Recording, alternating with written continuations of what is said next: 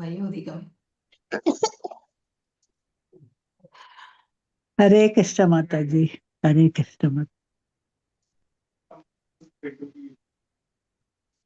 வயோதிகம். हरे कृष्ण माता जी, हरे कृष्ण माता।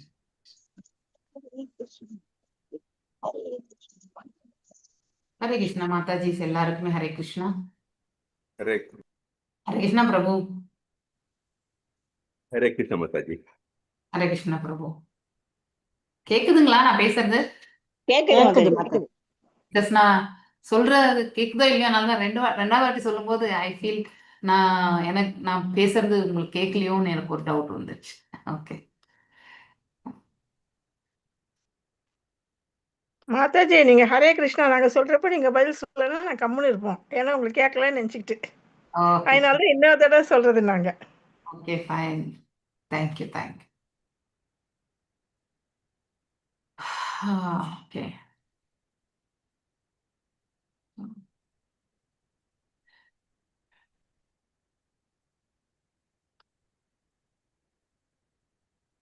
குரு Maharaj baby lizards குந்தி பிரேயர்ஸ்ல இருந்து பார்க்கணும் இல்லையா? ராமரஞ்சன் பிரபு பத்தி கூட படிச்சோம் இல்லையா? ரைட். ராமரஞ்சன் பிரபு வந்து யாரு? தோஷ பிரபு அப்படிங்கிறவருக்கு படிச்சோம். ஓம் நமோ பகவதே வாசுதேவாய, ஓம் நமோ பகவதே வாசுதேவாய, ஓம் நமோ பகவதே வாசுதேவாய. ஓம் அஜ்ஞானதிமிராந்தஸ்ய ஞானாஞ்சனய ஷலாக்கய சக்ஷுருன்மிலிதம் येन तस्मै श्रीगुरवे नमः. श्रीचैतन्यमनोभीष्टं स्थापितं येन भूतले स्वयं रूप गदामह्यं तदा पदाण्डिकं. हे कृष्णा करुणा सिन्धु दीनबन्धु जगत्पते गोपेश गोपिकान्त राधकान्त नमस्तुते. तप्त काञ्चन गौराङ्गी राधे वृन्दावनेश्वरी ऋषभानुसुते देवी प्रणमामि हरिप्रिये. वाञ्छकल्पतारुभ्यश्च कृपा सिन्धुभ्येव च पतितानां पावनेभ्यो वैष्णवेभ्यो नमो नमः. जय श्री कृष्ण चैतन्य प्रभु नित्यानंद श्री अद्वैत गदाधर श्रीवासदि गौर भक्त वृंद. हरे कृष्णा कृष्ण कृष्ण हरे हरे, हरे राम राम राम हरे हरे. நம்ம இப்போ 6வது சாப்டர்ல 17வது ஸ்லோகம்.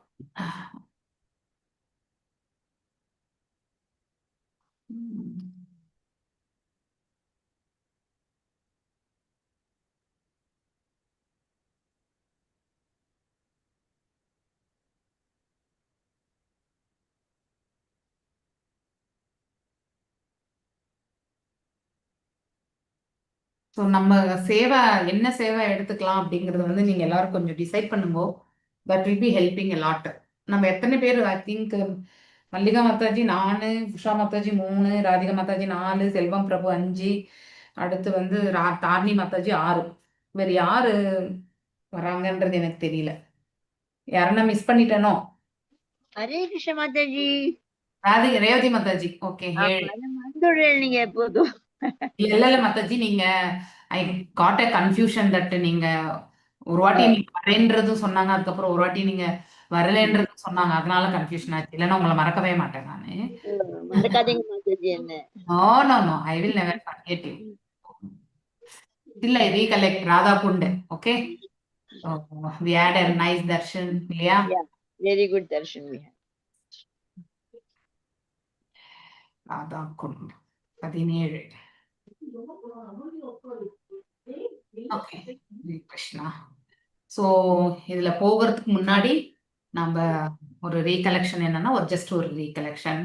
நாரத மகரிஷி இந்த அத்தியாயத்துல வந்து தன்னுடைய வாழ்நிலை வந்து அதாவது தாயினுடைய மரணத்திற்கு பிறகும், அதன் பிறகு அந்த மகா பாகவதர்கள் முதல்ல சென்று விடுகிறார்கள். அதற்கும் தாயினுடைய மரணத்துக்கு பிறகு அவருடைய வாழ்க்கை நிலை என்ன ஆயிற்று அப்படின்ற வியாசதேவருடைய கேள்விகளுக்கு வந்து அவர் வந்து தன்னுடைய வாழ்க்கை சரிதத்தை வந்து எடுத்துரைச்சுட்டு இருக்கார். இப்ப நம்ம படிச்சுட்டு இருக்கிறது வந்து அவருடைய லைஃப் தான் இல்லையா? முந்தைய ஜென்மத்துல ஒரு வேலைக்காரியுடைய மகனாக இருந்த நாரத மகரிஷி அவருடைய வாழ்க்கை எப்படி சென்றது இல்லையா? ஸோ சிறு பிராயத்திலேயே வந்து அந்த குவாலிட்டிஸ் எல்லாமே அவர்கிட்ட நல்லாவே இருந்தது. ஏன்னா அந்த மகா பாகவதர்களுடைய அனுகிரகத்தால், அவங்களுடைய அசோசியேஷனால இல்லையா, அவங்களுடைய சங்கத்துல இணைந்திருந்ததால அவருக்கு அந்த வாய்ப்பு கிடைச்சது.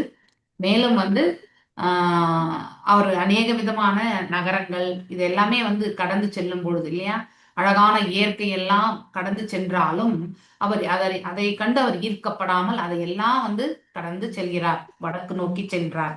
அவ்வாறு செல்லும் பொழுது கடைசியில ஒரு காடு, அதாவது நல்ல வளமா இருக்கக்கூடிய நகர பிரதேசங்கள் எல்லாம் கடந்து சென்றாலும் மேலும் வந்து காட்டிலையுமே வந்து கடினமான சூழ்நிலைகள் எல்லாமே வந்து கடந்து செல்கிறார். சோ பயம் என்பது இல்லாமலே அவர் செல்கிறார். ஏன்னா அவருக்கு வந்து பகவான் மீது அதிக நம்பிக்கை. பக்தர்களுக்கு இது ஒண்ணுதான் ஒரு பேசிக், அதாவது one of the qualities of the devotee வந்து எப்பொழுதும் இறைவன் நம்ம ஹிருதயத்துல இருக்கார், நம்மளை வழி நடத்துறார் அப்படிங்கிற அந்த நம்பிக்கை வந்து அவங்களுக்கு வந்து இந்த 14 குவாலிட்டிஸ் நம்ம படிச்சிருக்கிறோம் இல்லையா முன்னாடி. அதாவது செகண்ட் சாப்டர்ல நினைக்கிறேன் இல்லையா, 16th ஸ்லோகம்ல இருந்தா 16th ஸ்லோகம் இருந்து ஸ்டார்ட் ஆகுதுன்னு நினைக்கிறேன். ஸோ நீங்க ஒரு வாட்டி ரெஃபர் பண்ணீங்கன்னாக்கா அந்த PPT I think Manimekalai Mataji எனக்கு அந்த இதுக்கு அமைச்சிருந்தாங்க. ஒரே நிமிஷம். செகண்ட் சாப்டர் ஸ்ரத்தா, சாது சங்கா, பஜன கிரியா இல்லையா, அது எல்லாமே நம்ம படிக்கிறோம் இல்லையா. Bhakti Vaibhava class presentations, I think second சாப்டர்ல தான் வருதுன்னு நினைக்கிறேன். செகண்ட் சாப்டர் தான் மாதாஜி, செகண்ட் சாப்டர்.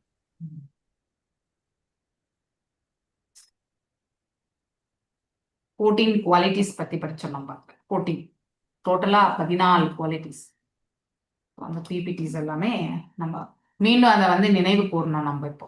ஓகே, அந்த இதுல அந்த குவாலிட்டிஸ்னுடைய இயற்கை எல்லாமே அவர் வந்து பெற்றிருந்தார். யாரு? நாரத மகரிஷி முந்தைய ஜென்மத்துல. ஸோ அதனால ரொம்ப அழகான ஒரு சுச்சுவேஷன்ஸ் பார்த்தாலும் அதுக்கு வந்து அவர் வந்து ஈர்க்கப்படவில்லை. அதே மாதிரி கடினமான சூழ்நிலைகள் வந்த பொழுதும் அது இறைவனுடைய கருணையாக ஏற்றுக்கொண்டு இறைவன் மீது நம்பிக்கை கொண்டு செயல்பட்டார். ஸோ அப்படிப்பட்ட ஒரு பக்குவத்தை வந்து நாரத மகரிஷி வந்து முந்தைய ஜென்மத்துல வந்து அடைந்திருந்தார். இதுதான் ஞானி யோகி. சரி இல்லையா, 16வது ஸ்லோகத்துல இருந்து சதம் கிருபா இல்லையா. சதம் கிருபான்னா கருணை, சதம் கிருபான்னா காரணமற்ற கருணை, பக்தர்களுடைய காரணமற்ற கருணை இல்லையா. சோ இங்க நாரத மகரிஷிக்கு நாம எதையெல்லாம் பார்க்கணும்னாக்கா அந்த மகா பாகவதர்களுடைய காரணமற்ற கருணையால் அவர்களுடைய போதனைகள் கிடைச்சது இல்லையா. சோ அவருக்கு வந்து தேவையான ஞானத்தை வந்து அவர்கள் கொடுத்தார்கள், மேலும் தீட்சை கொடுத்தார்கள், மேலும் வந்து அவர்கள் வந்து பகவானை வந்து எப்படி அதாவது சேவிக்கணும் இல்லையா அந்த பயிற்சியுமே அவங்க கொடுத்தாங்க. மேலும் அவர்கள் உண்டு மீத அந்த உணவை வந்து ஒரு முறை சுவைப்பதற்கு அந்த அவகாசமுமே வந்து நாரத மகரிஷிக்கு கிடைச்சது. இது எல்லாமே வந்து காரணம், ஏதாவது காரணம் இருக்கா? எந்த காரணமுமே கிடையாது. ஸோ ஒரு மகா பாகவதருடைய குவாலிட்டிஸை வந்து நாம இந்த இடத்துல பாக்குறோம். ஸோ எக்ஸாம்பிள் ஆஃப் மகா பாகவதர்கள் வந்து ஆனா ஒரு நல்ல குவாலிட்டி 14 குவாலிட்டிஸ் பெற்றிருந்தார் இல்ல மாதாஜி, அதுவே அவருக்கு ஒரு தகுதியானது தான். ஆமா, அதனாலதான் அவரால் வந்து இறைவனை ஒரு க்ஷணமாவது காண முடிஞ்சது இல்லையா. மகத் சேவா, அவர் என்ன புரிந்தார்? ஆக்சுவலி அவருக்கு ஏற்கனவே அந்த தகுதிகள்லாம் இருந்திருக்கு மாதாஜி. இது வந்து கந்தர்வா இந்த ப்ரீவியஸ் இல்லையா. அதனால ஒரு கந்தர்வனாக வந்து அவதரிக்கிறதுக்கு வந்து ஆல்ரெடி அவர் வந்து சத்துவகுணத்துல நிலை பெற்றவர் தான் இல்லையா. தேவர்களாக அவதரிக்கிறதுக்கு வந்து சத்துவகுணம் இருக்கணும். அந்த குவாலிட்டியில வந்து இருந்த பொழுது அவர் செய்த சிறு தவறு என்னது, அதனால அவர் வந்து இவ்வாறு ஒரு அதாவது ஏழ்மையான ஒரு நிலையில வந்து பிறக்க வேண்டிய ஒரு கட்டாயம் ஏற்பட்டது இல்லையா. ஆனாலுமே அவர் அந்த வயதுக்கு மீறிய அந்த பக்குவத்தையுமே அவர் வந்து பெற்றிருந்தார். ஸோ உங்களுக்கு நான் போன கிளாஸ்ல சொன்ன மாதிரி சுக்ருதி என்பது அளவு எவ்வளவு நம்ம ஒன்றும் பேலன்ஸ் இருக்கிறோ அதுக்கேற்ற மாதிரி ஒவ்வொருத்தருக்குமே பகவான் வந்து அரேஞ்ச்மெண்ட் வந்து அவ்வாறே செயல்படுகிறது. ஏன்னா ஒருத்தருக்கு இருக்கிற மாதிரி ஒருத்தருக்கு கண்டிப்பா கிடையாது. ஒருத்தருடைய சுத்தி இப்ப எனக்கு இருக்கிற மாதிரி ராதிகா மாதாஜிக்கு இருக்காது, என்ன ராதிகா மாதாஜிக்கு இருக்கிற மாதிரி பிரேமா மாதாஜிக்கு இருக்காது. ஆனா ஜீவன்கள் என்ற இடத்துல எடுத்துக்கொள்ளும் பொழுது எல்லாருமே நாம் எல்லாருமே ஒன்றுதான் இல்லையா. இப்ப இங்க இருக்கக்கூடிய இந்த குரூப்ல இப்ப பார்ட்டிசிபெண்டா நீங்க எல்லாரும் 13 பேர் இருக்கீங்க. அந்த ஆன்ம தளத்துல நாம் எல்லாருமே வந்து நித்தியமானவர்கள் இல்லையா? ஆனா நாம முந்தைய ஜென்மங்கள்ல ஆற்றி இருக்கக்கூடிய கர்ம பலன்களுடைய விளைவுகள், முந்தைய ஜென்மத்துல நாம என்ன உணர்வுகளை கொண்டு அந்த உடலை நாம் நீத்தோமோ இல்லையா, அதனுடைய விளைவுகளாகத்தான் நாம இன்றைக்கு ஒரு குறிப்பிட்ட குடும்பத்துல வந்து பிறக்க வேண்டிய ஒரு கட்டாயத்திற்கு தள்ளப்பட்டோம் இல்லையா? ஆனா கண்டிப்பா நம்ம பகவானுடைய பக்தி தொண்டுல எங்கேயோ ஒரு இடத்துல வந்து கண்டிப்பா சின்னதா பண்ணியிருப்போம். இல்லைன்னா இந்த அசோசியேஷன்ல நம்மளால அமர்ந்து இருக்கக்கூடிய வாய்ப்பு கண்டிப்பா கிடைச்சிருக்கா இல்லையா? அந்த சுக்ருதி, அஜ்ஞான சுக்ருதி நமக்கு கொஞ்சமா இருந்திருக்கு. சோ இப்ப ஸ்ரத்தா, சாது சங்கா, பஜன கிரியா இல்லையா? சோ அந்த ஸ்ரத்தா அவர் வந்து கவனமாக கேட்கறது. அதாவது attentive hearing is very important. அந்த ஒரு செயல் வந்து அதுவும் அட்டென்டிவ் ஹியரிங் எப்போ வரும்? நம்ம வந்து நம்பிக்கை இருந்தா மட்டும்தான் அதை கவனமா கேட்கணும்னு நமக்கு தோணும். நம்பிக்கை இல்லைன்னா நம்ம வந்து ஏதோ ஏனாதானோன்னு நம்ம கேட்போம் இல்லையா? அந்த ஒரு இது வந்து இங்கே இறைவன் மீது நம்பிக்கை நாரத மகரிஷிக்கு இருந்தது. அதனால அவர் என்ன பண்ணார்? ஸ்ரத்தையோட வந்து அந்த மகா பாகவதர்கள் சொன்ன வழி நடத்துதல் எல்லாமே வந்து பகவானுடைய லீலைகள் இதெல்லாமே அவர் நல்லா கேட்டார் அந்த சாதுர்மாசியத்துல. மேலும் அவங்களுக்கு அவர் என்ன பண்ணார்? தொண்டு எந்த எதிர்பார்ப்பு, இங்க எல்லா ஒரு கண்டிஷன்ஸுமே நீங்க பார்க்கணும். எதையுமே எதிர்பார்க்காம செய்யக்கூடிய தொண்டு தான் வந்து மேன்மையானது. இறைவனிடத்துல நாம எதையுமே எதிர்பார்க்க கூடாது. நமக்கு என்ன தேவையோ இறைவன் கண்டிப்பா செய்வார். அந்த நம்பிக்கை நமக்கு நம்முடைய வாழ்க்கை இங்க எப்படி நடந்து செல்லணும், கடந்து செல்லணும்ன்றது அவர்தான் வந்து நிர்ணயிப்பார் இல்லையா? நம்ம எவ்வளவு வந்து பாரமற்ற நிலையில இருக்கிறோமோ அவ்வளவு சுலபமா அவருடைய இடத்துக்கு போயிடும். எவ்வளவு நம்ம பாரத்தை சுமந்துட்டு இருக்கோமோ அவ்வளவு கடினமான ஒரு நிலையை வந்து நாம பெறுகின்றோம். அதனால காலம் என்பது நமக்கு எடுத்துக்கும். சோ அது போல நம்ம இந்த ஒரு ஓமை வந்து நம்ம பீஷ்ம பிதாமகர் வந்து சொல்லுவார் அம்பு படுக்கையில இல்லையா? அவர் சொல்வார், நான் இந்த அம்பு படுக்கையில நான் படுத்து, அதாவது அவருடைய அதாவது எவ்வளவு அவருடைய அந்த குடும்பத்தினுடைய நன்மைக்காக வந்து மௌனமா இருக்கணும்னு நினைப்பார். அவரு போகக்கூடிய பாதை வந்து சுலபமா இருக்கணும்னா இங்கேயே வந்து எல்லாத்தையுமே கிளியர் பண்ணிடணும்னு நினைப்பார். அவர் வந்து அந்த அம்பு படுக்கை வந்து அவருக்கு வந்து ரொம்பவுமே கடினமானதுதான். நமக்கு ஏதாவது ஒரு சிறிய முள்ளு குத்துனா என்ன பண்ணுவோம்? அந்த இடத்துல நிறுத்திட்டு முதல்ல அந்த முள்ளை எடுத்து போட்டுட்டு அதுக்கப்புறம் தான் நடக்கவே ஆரம்பிப்போம். இல்லைன்னா காலே நமக்கு வெட்டின மாதிரி ஒரு ஃபீலிங் வந்துடும் இல்லையா? ஆனா அம்பு படுக்கையிலே படுத்திருந்த பீஷ்ம பிதாமகர் அவருடைய வைராகியத்தை பார்க்கணும் நம்ம இல்லையா? சோ அதாவது நாம ஒரு அதாவது எளிமையான ஒரு வாழ்க்கை. அர்ஜுனர் வந்து அழுவார், அதாவது இல்லையா?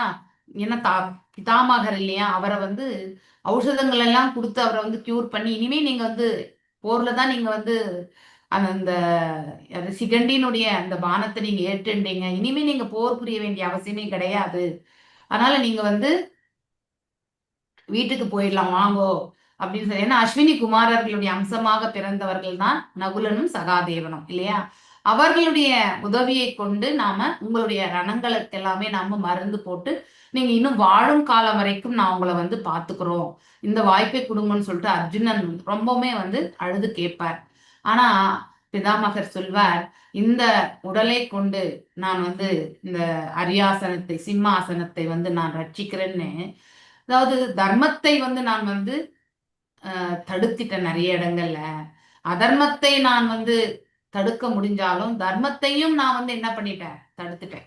அதையுமே வந்து நான் வந்து அந்த அந்த அரியணை ஏட விடாமலே என்னுடைய பாதுகாப்பு வந்து நின்றுச்சு. ஏன் இந்த மாதிரி சொன்னார்னா, அந்த இவங்க அஜ்ஞாத வாசம் போகும் பொழுது அவர்கள் கண்டுபிடிக்கப்படக்கூடிய அந்த சூழ்நிலை வருது இல்லையா? அது முடிச்சுட்டு அவங்க வந்து அங்கே எங்களுடைய பாகத்தை கொடுக்கணும்ன்ற போர் புரியணுன்றதுக்காக வந்து காத்திருப்பாங்க. அப்போ பீஷ்மரை வந்து அனுப்புவாங்க. யாரு? இந்த துரியோதனன். ஸோ அவங்கள வந்து ஏன்னா பீஷ்மரால வந்து இவங்க பஞ்சபாண்டவர்களை கொன்று விட முடியும், அவருக்கு அந்த அளவுக்கு பவர் உண்டு. அதனால அவரையே வந்து பகடையா ஆக்கி வந்து பண்ணுவார். அந்த ஒரு நிலைதான். ஏன்னா அப்ப அந்த எதிர்த்தரப்புல வந்து போர் புரியறது யாரு? அந்த 5 பஞ்ச பாண்டவர்கள் தான். சோ துரியோதனன் வந்து போர் புரிய மாட்டான். துரியோதனன் வந்து படைக்கு பின்னாடி தான் இருந்தான் இல்லையா? அப்படி அந்த சமயத்துல அவர் வந்து பாண்டவர்களை எதிர்க்க வேண்டிய அவசியமே கிடையாது அவருக்கு. ஆனாலும் அவர் வந்து எதிர்த்து நிற்க வேண்டிய சுச்சுவேஷன். ஏன்னா அவர் வந்து ஐ திங்க் இன் பாகவதத்துல கூட வந்து I think one of the பிளேசஸ்ல நம்ம இந்த பின்னாடி வரக்கூடிய சாப்டர்ஸ்ல வரும். அந்த இடத்துல வந்து விதுரரும் மற்றும் வந்து பீஷ்மரும் இவங்க 2 பேருமே திருதராஷ்டிரருடைய இது கீழே இருந்ததாலதான் அவங்க தரப்புல இருக்க வேண்டியது. ஆனா விதுரருக்கு கோபம் வர வைக்கிற மாதிரி நம்ம கிருஷ்ண பரமாத்மா செஞ்சு அவருடைய அம்பை அவருடைய வில்லை வந்து முறித்து விடுறாங்க. இல்லைன்னா அவங்க பக்கத்துல இருந்து போர் புரிஞ்சா பாண்டவர்களுக்கு இன்னும் ரொம்ப கடினமான ஒரு சூழ்நிலை ஏற்பட்டிருக்கும். ஏன்னா அவன் துரியோதனன் வந்து அவமதித்ததால அந்த கோபத்தை கொண்டு அவர் என்ன பண்ணாரு, அந்த வில்லையே உடைச்சு போட்டு நான் யார் தரப்புல என்ன சொல்லிட்டு அப்புறம் தான் அவர் வந்து தீர்த்த யாத்திரைக்கு சென்று விடுகிறார். ஒரு புறம் பலராமர் செல்கிறார், ஒரு புறம் வந்து விதுரரும் சென்று விடுகிறார். ஏன்னா 2 தரப்பு உறவினர்களுக்கு மத்தியில நாம வந்து போர் புரிய வேண்டாம்ட்டு. ஆனா பீஷ்மர் அப்படி கிடையாது. ஏன்னா அவர் ஏற்ற சபதம் அரியணையில யார் இருந்தாலும் நான் காப்பாத்துவேன். அது அது வந்து துரியோதனனா இருக்கட்டும் யுதிஷ்டரனா இருக்கட்டும்ன்ற அந்த ஒரு கான்செப்ட் அதுதான் அவர் செய்த தவறாக உணர்ந்து, இன்னும் நான் உயிரோடு இருந்து இந்த அதாவது உங்களுக்கு வந்து நீங்க அரியணை ஏறுவதற்கு நான் வந்து ஒரு தடையாக இருக்கக்கூடாதுன்னு நினைப்பார். அதனாலதான் அவர் வந்து இந்த தடுத்து நிறுத்தி அந்த பாவத்திற்காக நான் இதெல்லாமே நான் இந்த இடத்துல கிளியர் பண்ணிக்கணும்னு சொல்வார். சோ அப்படி வாழ்க்கையில வந்து நாம எத்தனையோ கடினமான சூழ்நிலைகள் எல்லாம் நம்ம பார்க்கிறோம். ஆனா அதையெல்லாம் நம்ம எதிர்கொள்ள நமக்கு தயக்கம் சில சமயத்துல வரும். ஆன்மீகத்துல திளைக்கும் பொழுது இந்த மாதிரி எதிர்மறைகள் எல்லாம் நமக்கு ஏற்படும் பொழுது அதை வந்து அப்படியே சகிச்சுக்கணும்ன்ற அந்த மனசை வந்து பக்குவப்படுத்துறதுக்கு நாம எடுத்துட்டு போவோம். ஆனா ஆன்மீகத்துல இல்லைன்னாக்கா நமக்கு மட்டும்தான் இந்த பிரபஞ்சம் வை நீ இல்லையா, என்ன மட்டும் ஏன் பகவான் இப்படி வந்து படைச்சார், எனக்கு மட்டும் ஏன் இத்தனை துன்பத்தை கொடுத்தார் அப்படின்னு வந்து சில காலகட்டங்கள்ல வந்து நாம கண்டிப்பா பேசியிருப்போம் இல்லையா. சோ அந்த மாதிரி பேசக்கூடிய தருணங்களை நாம வாழ்க்கையில எடுத்துட்டு வந்திருப்போம். ஏன் பகவான் எனக்கு, ஏன்னா சில பேருக்கு இப்போ திருமணமான உடனே இளம் பருவத்திலே வந்து விதவையாகக்கூடியது, பிள்ளைகளை வந்து வளர்க்க முடியாம கஷ்டப்படுறது, இந்த மாதிரி சூழ்நிலை எல்லாமே ஃபார் எக்ஸாம்பிள் சொல்றேன். அந்த மாதிரியான காலகட்டங்கள்லாம் வந்த பொழுது எப்படி இதெல்லாம் நம்ம எடுத்துட்டு போவோம், எப்படி நாம் இதெல்லாம் செய்வோம் அப்படிங்கிற ஒரு பயம் என்பதும் இருக்கும் இல்லையா. அப்போ பகவான் ஏன் எனக்கு இந்த தண்டனை கொடுத்தார் அப்படிலாம் நாம் நினைச்சிருப்போம். ஏன்னா உண்மையிலேயே பகவான் வந்து எதுவும் தண்டனை கொடுக்கல, நம்முடைய கர்ம பலனுக்கு ஏற்றவாறு நாம் அதை வந்து அமைய பெற்றிருக்கு, அவ்வளவுதான் அப்படிங்கிறது வந்து பகவத்கீதை படிச்ச பிறகுதான் நாம அதை புரிஞ்சுக்கணும். இப்ப பாகவதத்திலயுமே நாம இங்க பாகவதர்களுடைய கதை வாழ்க்கை வரலாறை கேட்டு நாம அதை இன்னும் ஆழமா தெரிஞ்சுக்கிறதுக்கு முயற்சி பண்றோம் இல்லையா. அடுத்து பஜன கிரியா அனர்த்த நிவர்த்தி அவர் நல்லாவே வந்து கேட்கிறார். அதுக்கப்புறம் பகவானுடைய புகழாரங்கள் இல்லையா, அனர்த்தங்கள் எல்லாமே விலகுகிறது அவரது இல்லையா. சோ மேலும் வந்து பகவானுக்கு வந்து பக்தி பண்றார். அனர்த்த பாகமாம் டிசப்பியரன்ஸ், அதாவது நமக்கு தடைக்கற்கள் எல்லாமே நீக்கம் அடையிறது. அந்த தடைக்கற்கள் எல்லாம் நீங்கும் பொழுது நாம செய்யக்கூடிய பக்தி தொண்டு வந்து நமக்கு வந்து ஒரு பக்குவத்தை வந்து கொடுக்கும். ஸ்டெடியா எடுத்துட்டு போகிறதுக்கு ஒரு லெவல் வந்த பிறகு இறைவன் நமக்கு அடைய பெற்று விட்டால் அந்த ரூபம் வந்து அப்புறமா நம்ம விட்டு போகாது. இது வந்து இந்த ஸ்டெடினஸ்க்காக வர்றது.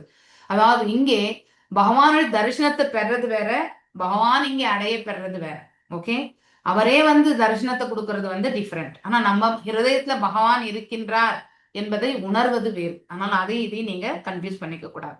ஓகே, சோ நான் இங்க ருச்சி அப்படின்னா பக்தி சேவை எந்த சேவையானா இருக்கட்டும், கேட்கக்கூடிய சேவையா இருக்கலாம், சொல்லக்கூடிய சேவையா இருக்கலாம், பாடக்கூடிய சேவையா இருக்கலாம், அவருடைய நாமங்கள் எல்லாத்தையுமே நினைவில் கொள்ளக்கூடிய சேவையா இருக்கலாம், கோயில்ல எந்த சேவையாக இருக்கலாம், எல்லா சேவையுமே வந்து அதுல வந்து நம்ம ஈடுபாடோட நாம எடுத்து செல்வது இல்லையா, அதன் மீது ஈடுபாடு அதை செய்தான். இப்ப நம்ம கோயிலுக்கு போறோம், கோயில் பிராகாரத்தை வந்து நம்ம சுத்தி வந்தாலே நமக்கு ஒரு ஆனந்தம் வருது இல்லையா. அது அந்த மாதிரி ஒரு ஈடுபாடு நம்ம வந்து எக்ஸாம்பிள். இல்ல கோயில்ல வந்து பகவானுக்கு புஷ்பத்தை வந்து கோர்த்து கொடுக்கறது இல்லையா. அதுக்கப்புறம் இல்லைன்னா கோயிலை வந்து கூட்டி துடைக்கிறது, இல்ல பகவானுக்காக வந்து அந்த ஆர்னமெண்ட்ஸ் எல்லாமே ரெடி பண்ணி கொடுக்கறது, இல்ல பகவானுக்கு வந்து அழகான ஆடைகளை வந்து பாத்தீங்கன்னாக்கா அதை வந்து டிசைனா தைச்சு கொடுக்கறது. இப்படி நம்ம எந்த சேவையானா இருக்கலாம், அந்த சேவையில நமக்கு மனசு ஈடுபாடு அதை செய்யும் பொழுது நம்ம முழுசா ஆனந்தமா இருக்கும். முடிச்ச பிறகு நமக்கு வந்து ஒரு நார்மலா இருக்கும். எது வரைக்கும் நம்ம இந்த டிஃபரன்ஸை நீங்க பகவானுடைய சேவையில ஈடுபடும் போது மட்டும்தான் உங்களால உணர முடியும் இல்லையா. சோ அந்த ஆனந்தத்தை வந்து நம்மளால உடம்பு ரொம்பவே முடியாம தான் இருக்கும், உடம்பு முடியாமலே இருக்கும். ஆனா இறைவன் தொண்டுல போகும்பொழுது அந்த உடம்பு வலி எதுவுமே தெரியாது. அதை முடிச்சுட்டு நம்ம தூரமா வரும்பொழுது அப்புறமா நமக்கு பழையபடி அந்த வலி என்பது கொஞ்சம் இருக்கத்தான் செய்யும் இல்லையா. சோ அப்படி ஏன்னா அது நம்ம முழுவதுமே நம்ம வந்து ஈடுபட்டு விடுகின்றோம் இல்லையா? அதன் பிறகு அதன் மீதே நம்ம ஸ்திரமான ஒரு அதாவது ஈடுபாடை வந்து கொள்கின்றோம். இத்தனையுமே வந்து நாரத மகரிஷி வந்து வெளிப்படுத்தினார். அதன் மீது அட்ராக்ஷன், பாவம். ரத்தின்னா தட் இஸ் அது ஆசை. ரத்தின்னா ஆசை ஆக்சுவலி. ஸோ அந்த பாவம் வந்து பார்த்தீங்கன்னாக்கா அவர் வெளிப்படுத்துறது பிரேமா. அதுக்கு அடுத்துதான் வந்து தர்ஷனமே கிடைக்கும். ஓகே, ஹரேர் மாதுரிய அனுபவா, அதாவது டைரக்ட் எக்ஸ்பீரியன்ஸ். அது வரைக்குமே நம்ம ஹிருதயத்துல வந்து நம்ம பார்த்துட்டு இருந்த பகவானை வந்து நம்மளால நேராகவே வந்து உணரக்கூடிய அந்த பக்குவம். ஸோ இத்தனை அந்த 14 விதமான பக்தி பாதைகளை வந்து யாரு அனுபவிக்கிறது? நாரத மகரிஷி வந்து அனுபவிக்கிறார். ஓகேங்களா? ஸோ இப்போ யார் வாசிக்கிறீங்க? ஏதாவது டவுட் இருக்கா மாதாஜி? நேர்ல வர்றதும் நம்ம இப்போ ஒண்ணு சொன்னீங்கல்ல மாதாஜி, அவர் ஒரு க்ஷணம் கடவுள் வந்தாரு அப்படி, அதுக்கும் நம்ம அது அந்த நம்ம ஹிருதயத்துல பகவான் எப்பவுமே இருக்கார் மாதாஜி. பரமாத்மா ஸ்வரூபத்துல இந்த சுண்டு விரல் அளவு சைஸ்ல உண்டு இல்லையா? இந்த சுண்டு விரல் இருக்கார். அதை நாம வந்து ஆழ்ந்து பக்தி கொண்டு பார்க்கும் பொழுது அவருடைய ரூபம், 4 கைகளுடைய ரூபம் கண்டிப்பாக தெரியும். இது வந்து இந்த ஸ்கிரிப்சர்ஸ்ல தான் நம்ம வந்து படிக்கிறோம். ஓகே, ஆனா அது நமக்கு உணரக்கூடிய பக்குவம் இன்னும் நாம அடையல. அதுதான் நம்ம வந்து தெரிஞ்சுக்க வேண்டிய உண்மை. அந்த நிலை வந்து அந்த குழந்தைக்கு வந்து உண்டு. ஏன்னா அவர் தான் அந்த பக்தி ப்ராசஸ் வந்து பண்ணிட்டே இருக்காரு இல்லையா? பிராக்டிஸ் பண்ணாதான் வந்து அது ஃபைனலா ஒரு இது வரும் இல்லையா? ஃபைனலா will be able to see the பகவான தர்ஷனத்தையே வந்து பெறுவதற்கான அந்த பாக்கியம். ஆனா எப்பவுமே பகவான தர்ஷனம் நம்ம வந்து பெற்றுட்டே இருக்க முடியாது. ஆனா நம்ம ஹிருதயத்துல வந்து அந்த ஒரு முறை தர்ஷனம் பெற்றாலே பகவானுடைய இருக்கிறார் என்ற அந்த இது வந்து அவங்களால வந்து உணர முடியும். எஸ், ஆசக்தி என்ற அந்த அட்டாச்மெண்ட், பாவம், பிரேமை, இது வந்து கண்டிப்பா வந்துடும். ஓகே, அது வேற. இது எப்பவுமே எல்லாருக்குமே உண்டு. ஆனா அதை புரிஞ்சுக்கக்கூடிய பக்குவம் வந்து அவங்களுடைய பக்தி லெவலை பொறுத்துதான். ஆனா தரிசனம் என்பது டைரக்டா தரிசனம் பெறுறது அது வேற. இங்க இருக்கிறது வந்து நம்ம எப்பவுமே இருக்கிறது வந்து புரிஞ்சுக்கிறது வேற. நேரடி தரிசனம் பெறுவது என்பது பிராக்டிஸ்.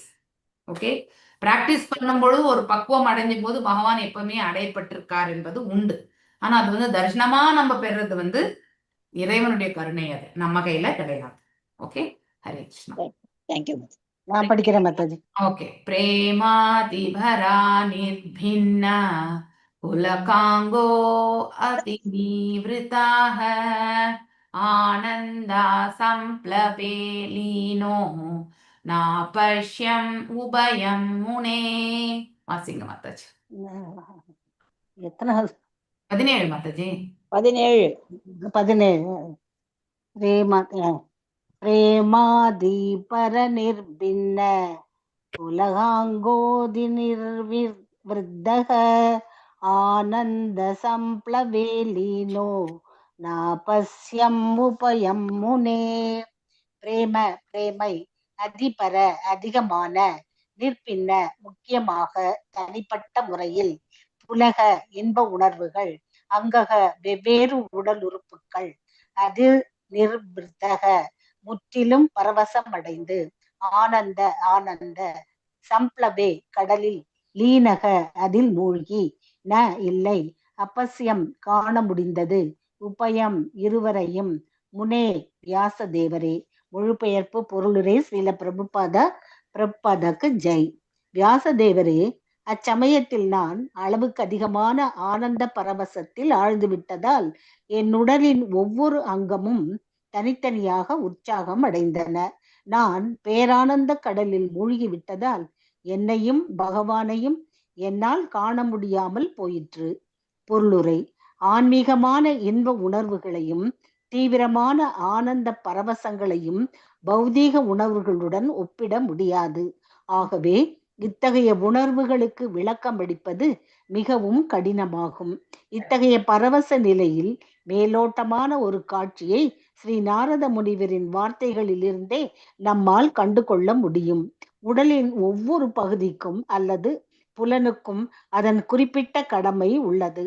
பகவானை கண்ட பிறகே அவருக்கு தொண்டு செய்வதற்காக எல்லா புலன்களும் முழுமையான விழிப்புணர்வை பெறுகின்றன. ஏனென்றால் அத்தகைய முக்தி பெற்ற நிலையில் பகவானுக்கு தொண்டு செய்வதில் புலன்கள் முழு திறனை பெறுகின்றன. அதனால் அத்தகைய தெய்வீகமான பரவச நிலையில் பகவானுக்கு சேவை செய்ய ஒவ்வொரு புலனும் தனித்தனியாக புத்துணர்வை பெறுகிறது. இது இப்படி இருக்க, மெய்மறந்த நிலையில் இருந்த நாரத முனிவர் தன்னையும் பகவானையும் ஒரே சமயத்தில் மறந்து போனார். தன்னை மறக்கிறதுங்கிறது எப்படி மாதாஜி? எப்படி மாதாஜி தெரியும்? become blank for some time. அதாவது இந்த உணர்வு வந்து தன்னை நான் யாரு அப்படின்னே தெரியாமலே மாதாஜி. அப்படின்னா நம்ம எதிர்பார்க்காத ஒன்று. இதை நீங்க ஆன்மீக தளத்துக்கே போக வேண்டாம். ஓகே, பௌதிக தளத்துல இருங்க. ஒரு பெரிய ஷாக்கான ஒரு இன்ஃபர்மேஷன் நடக்குதுன்னு வச்சுக்கோங்க. அது நல்ல இன்ஃபர்மேஷனா இருக்கலாம், இல்ல கெட்ட. ஃபார் எக்ஸாம்பிள், நம்ம கெட்டதுக்கே நாம ஏன் போகணும், நல்லதே படிக்கணும். நம்முடைய வீட்டுல ஒரு பொண்ணுக்கு வந்து என் நீட்ல வந்து டாப் ரேங்கிங் ஃபர்ஸ்ட் வந்த உடனே என்ன நினைப்போம் நம்ம? அப்ப நம்ம இந்த பிரபஞ்சத்துல இருக்கிறத பத்தி யோசிப்போமா? கண்டிப்பா மறந்துருவோம் இல்லையா? அளவுக்கு அதிகமான சந்தோஷத்துல என்ன நடக்குதுங்கிறதே பிரஜை இல்லாம போகும். கண்டிப்பா ஒரு 10 நிமிஷம்னா நம்ம வந்து நிலையே மறந்துருப்போம். நம்மளை சுத்தி இருக்கக்கூடிய நிலையை கூட நம்ம கண்டிப்பா மறப்போம். அது சந்தோஷமான ஒரு ஷாக்கிங் இன்ஃபர்மேஷனா இருந்தாலும். ஏன்னா நம்ம பொண்ணு படிச்சிருப்பா, நல்ல மார்க் வரும்னு தெரியும். ஆனா டாப் ரேங்கிங், நீட்ல நம்பர் 1 ரேங்கிங் வந்துட்டா நம்ம எப்படி ஃபீல் பண்ணுவோம் சொல்லுங்க? ஸோ இட் வில் பி, அதாவது இந்த காலே வந்து நம்ம இந்த தரையில இருக்கிற மாதிரியே தெரியாது இல்லையா? நம்மளையும் மறந்து நம்மளை சுத்தி என்ன நிகழ்கின்றது என்பதே அறியாமல் இருப்போம். இது வந்து பௌதீக தளம். அப்படின்னா எப்படி நம்மள மறப்போம்னு நீங்க கேட்டீங்க இல்லையா? அந்த ஒரு நிலை வந்து பெரிய ஆனந்தமான ஒரு விஷயம் நடக்கும் பொழுது கண்டிப்பா வந்து அது எதுவும் எதிர்பார்க்காமல் நடக்கக்கூடிய ஒன்று நடக்கும் பொழுது ஆட்டோமேட்டிக்கலி வந்து நம்மளையே மறப்போம். அது போல இங்கே நாரத மகரிஷி வந்து பகவான் மீது பக்தி கொண்டார் இல்லையா? அந்த 14 ப்ராசஸுமே அவர் வந்து பார்த்தார். கடைசியில பகவானுடைய தரிசனம் வந்து ஒரு க்ஷணம் வந்து பார்க்கிறார் இல்லையா? அந்த ஒரு க்ஷணம் அந்த தரிசனத்தை பார்த்த பொழுது இறைவனை பற்றியும் அதுக்கப்புறம் தன்னை பற்றியுமே அவர் வந்து அந்த ஆனந்தத்துல வந்து மறக்கிறார். ஓகே, அதை வந்து நாம புரிஞ்சுக்கணும். Okay, at the time being exceedingly over powered இல்லையா? அதாவது சொல்லவே முடியாது எந்த அளவுக்குன்றது வந்து அவருடைய ஆனந்தத்தை வந்து அவரால் எக்ஸ்பிரஸ் பண்ண முடியல. ஹாப்பினஸ், அவருடைய உடல்ல ஒவ்வொரு பாகமுமே வந்து பாத்தீங்கன்னாக்கா செப்பரேட்லி என்லிமெண்ட்னா எல்லா பாகங்களும் தனித்து தனித்து வந்து ஆனந்தம் இல்லையா? கண்ணு பார்த்ததால் ஆனந்தம் இல்லையா? அந்த மாதிரி ஒவ்வொரு உறுப்புமே அவருடைய உடல்ல வந்து அங்கம் எல்லாம் வந்து அவருக்கு வந்து பேரானந்தத்தை வந்து கொடுக்கிறது. அது எதனாலனாக்கா the entire body has become what? Spiritualized actually. இறைவனுடைய தரிசனத்தை பெறும் பொழுது இந்த ஒரு நிலை வந்து இந்த பாகவத நிலையில இருக்கக்கூடியவங்களுக்கு வந்து கண்டிப்பாக அடைய பெறுகிறது இல்லையா? ஒரு தூய பக்தி நிலையில வந்து, ஏன்னா முழுவதுமே இறைவன் என்றுதான் அவர் வந்து செயல்பட்டார். நம்ம இந்த 5 இயர் ஓல்ட்ல இருந்தே நம்ம படிச்சுட்டு வரோம். ஆனா அந்த 5 இயர் ஓல்ட்ல இருந்தே கூட வந்து அவர் வந்து பௌதிகத்தை பத்தி அவர் எங்கேயுமே கேள்விப்பட்டதாவோ அதை பத்தியான அதனுடைய ரிலேட்டடா ஸ்டஃப்பை வந்து நம்ம வந்து அவர் வந்து உன்னிப்பமா அதை வந்து கேட்டு தெரிஞ்சுக்கணும்ன்ற அந்த விளக்கங்களும் நம்ம எங்கேயுமே படிக்கல. அவர் கேட்டது எல்லாமே அந்த மகாபாகவதர்கள் கிட்ட பகவானுடைய பற்றி தான். அவருடைய நாமம், ரூபம், லீலைகள் இதை பத்தி தான் வந்து அறிவுரைகளாகும். அதுவும் எவ்வாறு ரொம்பவுமே கவனத்தோடு வந்து அதை வந்து கேட்டுக்கிறார் இல்லையா? அப்படி அது முக்கியமான பாகமா வந்து அவர் உன்னிப்பா கவனிச்சு கேட்டுக்கிறார். அதெல்லாம் பார்க்கும் பொழுது அவருடைய இலக்கு எல்லாமே ஒண்ணுதான். இஸ் ஃபிக்ஸ்ட் இஸ் மைண்ட் இல்லையா? ஃபுல் அண்ட் ஃபுல் ஸ்பிரிச்சுவல்ல வந்து தன்னை வந்து ஆழ்படுத்திக்கிறார். ஸோ அப்போ அவருக்கு இந்த பௌதிகத்தினுடைய செயல்பாடுகள் மீது எந்த ஈடுபாடுமே அவருக்கு இல்லை. அதனால இங்க அவருக்கு அதனுடைய அவுட்கம் என்னது, ஒரு இலக்கு என்ன? இறைவனை வந்து அடைவது. அப்போ இறைவனை தரிசனம் பெறும்பொழுது அதை விட மேன்மையானது என்ன இருக்கு? அதனால அவர் தன்னையும் இறைவனையுமே மறக்கக்கூடிய ஒரு சூழலுக்கு செல்கிறார்.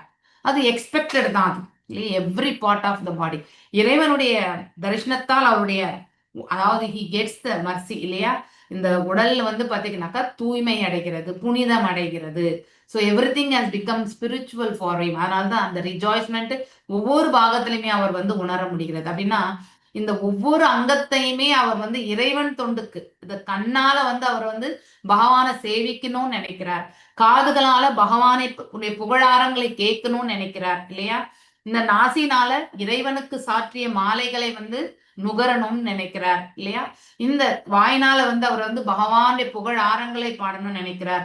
அவருக்கு நைவேத்தியமாக படைத்த உணவை, அதாவது பிரசாதத்தை வந்து ஸ்வீகரிக்கணும், நைவேத்தியத்தை ஸ்வீகரிக்கணும்னு நினைக்கிறார் இல்லையா? இந்த கைகளால பகவானுக்கு வந்து அதாவது தொண்டு புரியணும், கால்களால அவருடைய திருத்தலங்களுக்கு செல்லணும். இப்படி ஒவ்வொரு அங்கமுமே வந்து அவருக்கு வந்து ஆன்மீக தளத்துல போய் நிற்கிறது. Okay, so being absorbed in an ocean of ecstasy, அந்த அந்த பரவச நிலை என்பது எதற்கு ஒப்பிடப்பட்டிருக்கு? கடலுக்கு ஒப்பிடப்பட்டிருக்கு. அந்த அளவுக்கு அவர் வந்து ஆனந்தம் கொண்டிருக்கிறார், அதிலேயே அவர் மூழ்கி இருக்கார். he could not see I could not see both myself and the Lord அப்படின்னா ஒரு க்ஷணம் அவர் தன்னையும் இறைவனையுமே மறந்து அந்த ஆனந்தத்தில் அவர் வந்து திளைத்திருக்கிறார் என்று அர்த்தம். ஓகே மாதாஜி, ஹரே கிருஷ்ணா மாதாஜி. துருவா கூட அந்த தவம் செய்யும் போது அந்த நிலையில இருந்தார்ல மாதாஜி. ஆமா பகவான் ஆமா, அது நம்ம இனிமே படிப்போம், இன்னும் அது டீடைல். அது ரொம்பவுமே எதிரில மாதாஜி, எதிரில பகவான் வந்த பொழுது இவ்வளவு பரவசத்தினால அவரால காண முடியலையா மாதாஜி?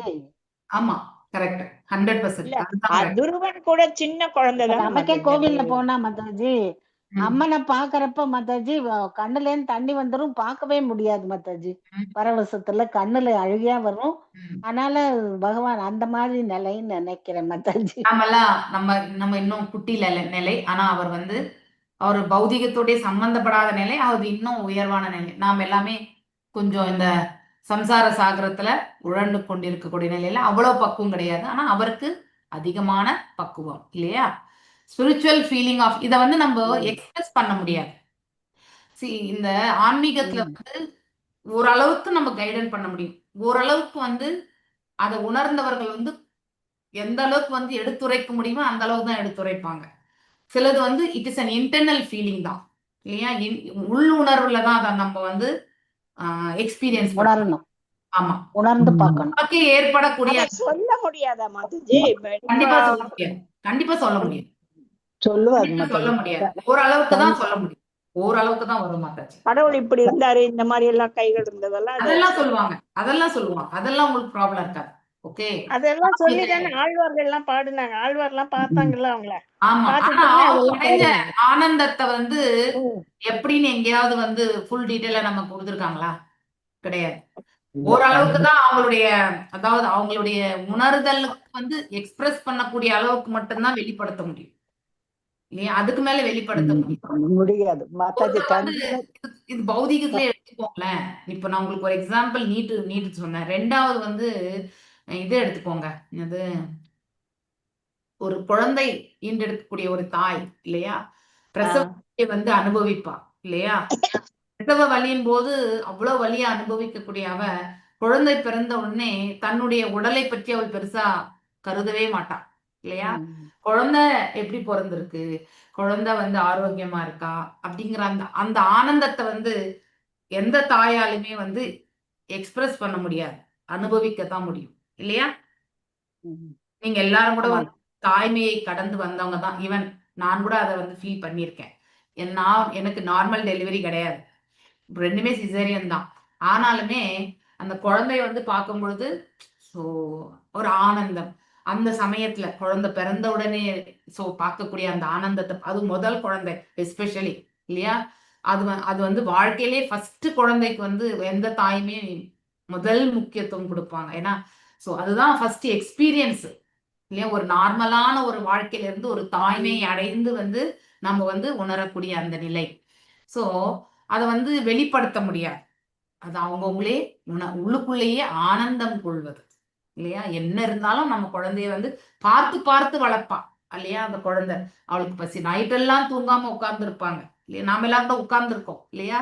சின்னதா குழந்தை கத்துச்சுன்னா கூட என்னவோ ஆயிடுத்து, குழந்தைக்கு என்ன ஆயிடுத்து தெரியலையே அப்படின்னு சொல்லிட்டு நம்ம வந்து இந்த கிரைப் வாட்டர் ஊட்டலாமா, அதை செய்யலாமா இல்லையா? அப்படின்லாம் நம்ம எடுத்துட்டு ஹாஸ்பிட்டலுக்கு போலாமா அப்படின்லாம் நம்ம நினைப்போம் இல்லையா?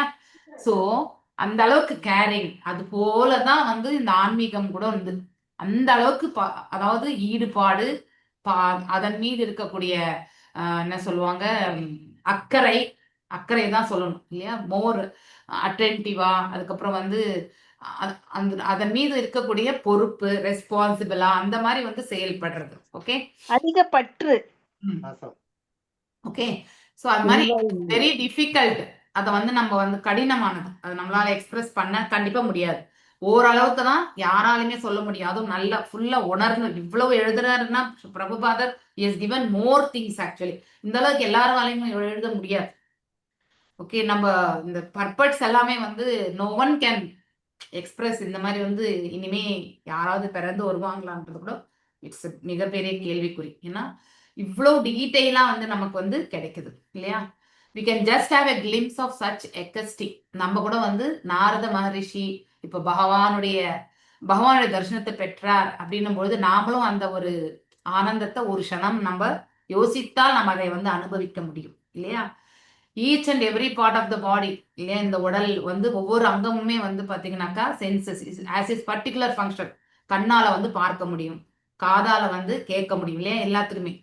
ஆனா பகவானை சேவிச்ச பிறகு இந்த அங்கங்கள் எல்லாமே பாத்தீங்கன்னாக்கா எழுச்சி ஊட்டுறது. அப்படின்னா என்ன அர்த்தம்னாக்கா ஆன்மீக தளத்துல வந்து புத்துயிர் பெற்று, ஸோ இறைவன் தொண்டிற்காக இந்த இந்த உடல் வந்து தயாராயிடுறது ஆக்சுவலி. ஸோ அதாவது பிகமிங் ஸ்பிரிச்சுவல் முழுசுமே. எப்படி அர்ஜுனருடைய உடல்ல வந்து எல்லா பக்கம் எந்த பக்கம் திரும்பினாலுமே வந்து கிருஷ்ணா கிருஷ்ணா கிருஷ்ணான்ற அந்த சப்தம் கேட்டுட்டே இருக்குன்னு சொல்லுவாங்க இல்லையா? அது போல அந்த ஒரு உணர்வு வந்து கண்டிப்பாக ஏற்படும். ஓகே, இன்டு த பிகாஸ் இந்த லிபரேட்டட் ஸ்டேட். அப்பவே அவர் வந்து he became பகவான தரிசனத்தை பெறும் பொழுதே அவர் வந்து he became the, அதாவது கட்டுண்ட நிலையிலிருந்து அவர் இருந்து விடுதலை பெற்ற ஆன்மாவாக மாறிவிடுகிறார். And fully efficient in serving the lord. பகவானுக்கு முழு இதோட வந்து அவரால் தொண்டு புரிய முடிஞ்சது. அப்படிப்பட்ட தெய்வீக பரவச நிலையில வந்து it is so happen that senses became separately enabling to serve the lord. இந்த மாதிரி ஒரு நிலையில இருக்கும் பொழுது அவர் வந்து தன்னையும் பகவானையுமே வந்து ஒரே சமயத்துல வந்து மறக்கக்கூடிய அந்த நிலைக்கு வந்து கொண்டு செல்லப்பட்டார். அப்படின்னா அந்த நிலையை அவர் வந்து எக்ஸ்பீரியன்ஸ் ஆறாருன்னு அர்த்தம். ஓகே, எஸ் ரூபம் பகவதோ யத்தன் மனகாந்தம் சுசாபஹம் அபஷ்யன் சஹஸ்ஸோ ஸ்பஷ்டதே வைக்லாவ்யாத் துர்மனா இவ. எஸ், விஜயகுமாரி மாதாஜி வாசிங்க. ஹரே கிருஷ்ண மாதாஜி. ஓம் நமோ பகவதே வாசுதேவாய.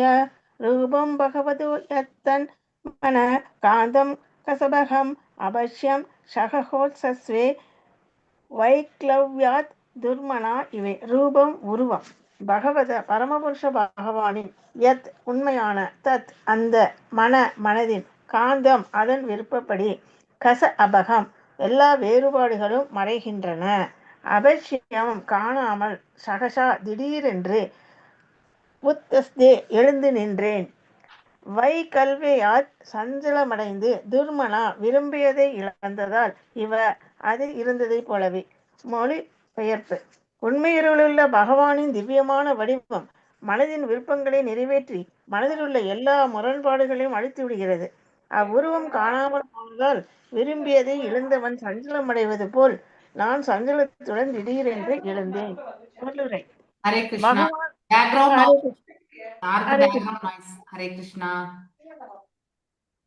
பேக்ரவுண்ட் நாய்ஸ் பாத்துக்கோங்க. ஹரே கிருஷ்ணா. ஒரு நிமிஷம். Okay, fine. Mohandas Prabhuji I think ஹோஸ்டா இருக்கீங்க. Okay, fine. கொஞ்சம் பாத்துக்கோங்க. மணிமேகலை மாதாஜி கொஞ்சம் Yes, yeah, yeah, Mataji. Mataji மியூட்ல இருந்தாங்க மாதாஜி. பிரேமா மாதாஜி அட்டெண்டன்ஸ் போடுங்க பிரபுஜி. போட்டிருக்காங்க. அப்பயே போட்டாரு. அட்டெண்டன்ஸ்ல அப்பயே போட்டாரு. போட்டிருக்காரு. அப்பயே போட்டாச்சு. ஓகே மாதாஜி வாசிங்க. ஓகே மாதாஜி.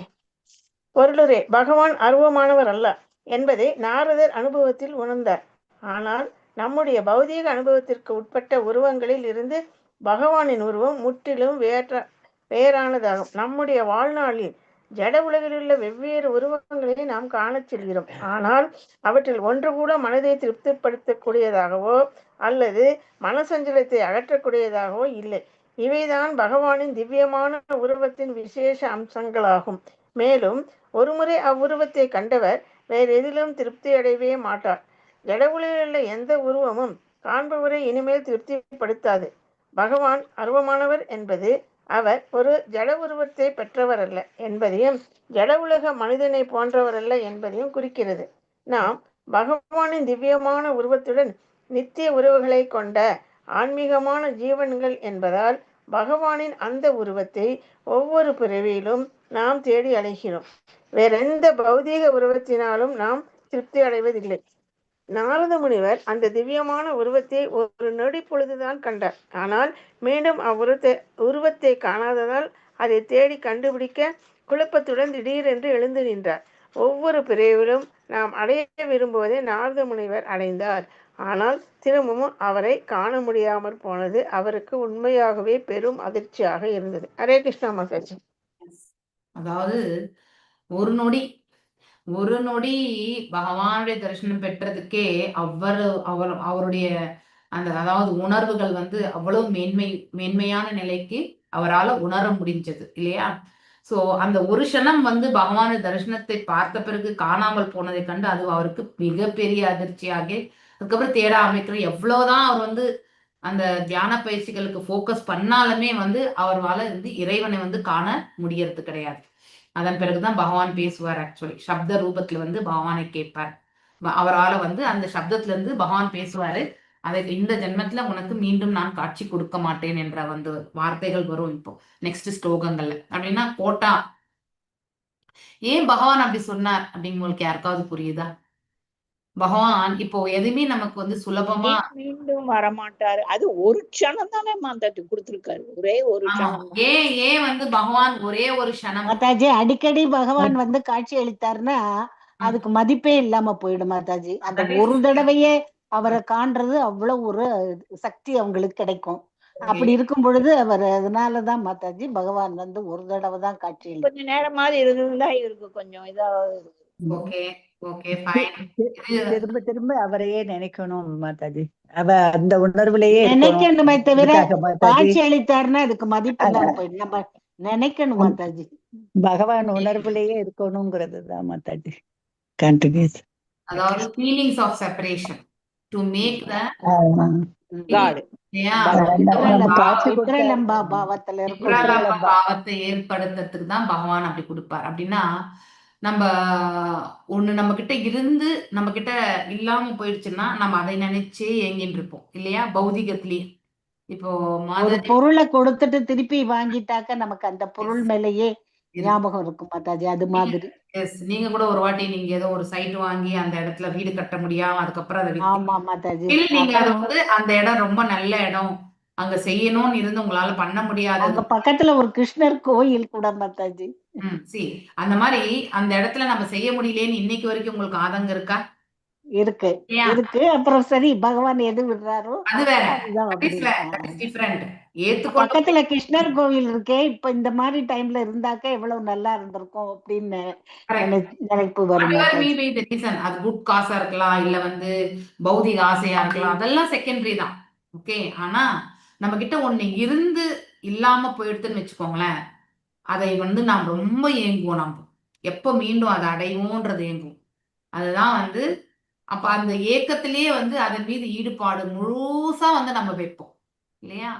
அந்த இதுதான் வந்து நம்ம ஆன்மீக தளத்துல எடுத்துட்டு போகும்பொழுது பகவான் ஒரு க்ஷணம் வந்து நமக்கு தரிசனம் கொடுத்துட்டு இன்னும் அவரை பார்க்க வேண்டும் என்ற ஏக்கத்தை வந்து அந்த அந்த உந்துதலை வந்து அவர் ஏற்படுத்திட்டு போயிட்டார். அதுதான் இறைவனுடைய கருணை. ஓகே, ஏன்னா அந்த போக்கஸ் வந்து அப்படியே எடுத்துட்டு போனாதான் அந்த பக்தர் வந்து மேலும் வந்து அந்த பக்தியில வந்து முன்னேற முடியும். இப்ப பகவான் வந்து அவர் நினைச்ச போதெல்லாம் வந்து காட்சி கொடுத்துட்டு இருந்தா என்ன நம்ம நினைச்சா பகவான் வர போறாரு அப்படின்னு நினைப்பார் இல்லையா? அதனால அந்த ஈடுபாடு பாத்தீங்கன்னாக்கா அந்த போக்கஸ் வந்து அதே அந்த இதோட இன்டென்சிட்டியோட இருக்கவே இருக்காது இல்லையா? அதனால வந்து அந்த இல்லை என்ற பகவான் நம்மளால பிசிக்கலா பார்க்க முடியலையே அப்படிங்கிற அந்த ஒரு இது இல்லையா? ஆனா உள்ளுக்குள்ள அவரையே எப்பயுமே எண்ணக்கூடிய அந்த பாவம் இத வந்து நாரத மகரிஷி வரைக்கும் ஏற்படுத்தி கொள்வார். இது எல்லா பக்தர்களுக்குமே பகவான் செய்யக்கூடியதுதான். ஏன்னா so that they will get fixed on him. அந்த firm conviction வந்து அவங்களுக்கு அப்பதான் வரும் இல்லையா? அதாவது உறுதி கொண்ட மனதோட பகவானை மட்டுமே எண்ணக்கூடிய மனசை வந்து அவங்க வந்து முன்னோக்கி எடுத்து செல்வார்கள். அதற்கு தான் பகவான் அப்படி பண்றது. ஸோ இதை நாம மனசுல it's a common ground rule, விப்ரலம்ப பாவம் தான் இது அப்படிங்கறத வந்து நாம தெரிஞ்சுக்கணும். ஓகே, ஸோ பகவானுடைய தெய்வீகமான நிலை, அவர் வந்து மனசை வந்து அவருடைய மனசுல இருந்த ஆசை பகவானின் தரிசனத்தை பெறணும்ன்ற அந்த ஆசை வந்து திருப்தி செய்து மீண்டும் அது இல்லாம போனது கண்டு அவர் வந்து அவருக்கு வந்து ஒரு பெரிய ஷாக் ஆகுது. Upon losing that form I suddenly felt being perturbed as usual one loses that which is டிசைடபிள்.